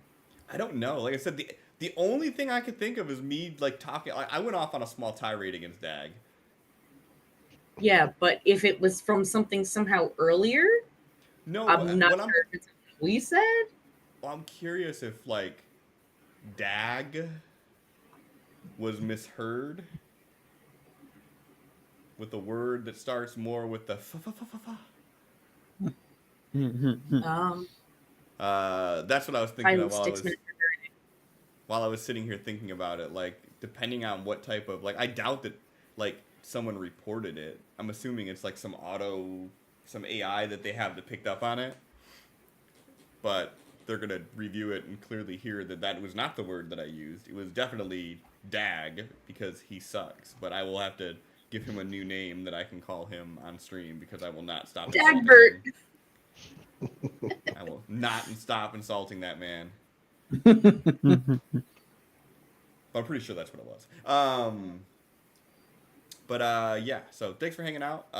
Anyone who cares, I got new shirts. New merch, who dis? And I already bought one, so I'll be wearing that not next week, but the week after, probably whenever it gets here. If it gets here by next week, I'll wear it next week. And it's funny, I make these stupid references for shit like this, but no one that watches this shit is old enough to even understand the reference.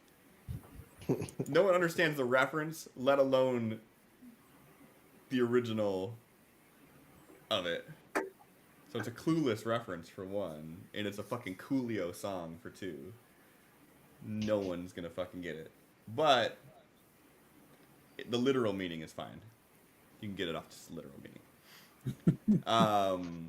But yeah. So we do not have a new Isles of Etheria tomorrow, right? I thought we did. Do we? Mm-hmm. Okay, so we do have one tomorrow. And then we're skipping 2 weeks? We're skipping the 28th, the 5th, probably doing the 12th unless something else happens, then skipping the 19th. Yeah, we're skipping 2 weeks. Okay. After the 21st. Okay, so what he said. Mm-hmm. So we will be here tomorrow for that, and then the following 2 weeks we won't be. So I'll figure something out like that. Is it you that can't make it then, or is it Adam can't make it? So the 28th we're not going to be able to do because that's mine and Christina's anniversary. Then But she plays it too. I know. The Carps is going to be on the 4th, 5th, and 6th. So that's when I would normally want to do the next Isles, but I guess my fucking family's showing up that weekend. Oh, they can play too. So I kind of want to just play that one by ear. Sure. But if we do that, then we're going to have to skip 2 weeks anyways because of the wedding on the 19th. Gotcha. Okay.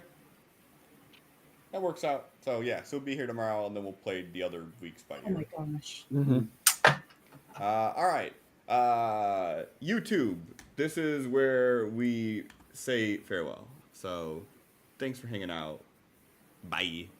And then I gotta wait for fucking 30 seconds after I say goodbye, because apparently that's how long it takes for YouTube to catch up. Otherwise, YouTube's caught up. it's It was gonna be- Twitch okay. that lagged. Twitch never lags that far. I Ah, have you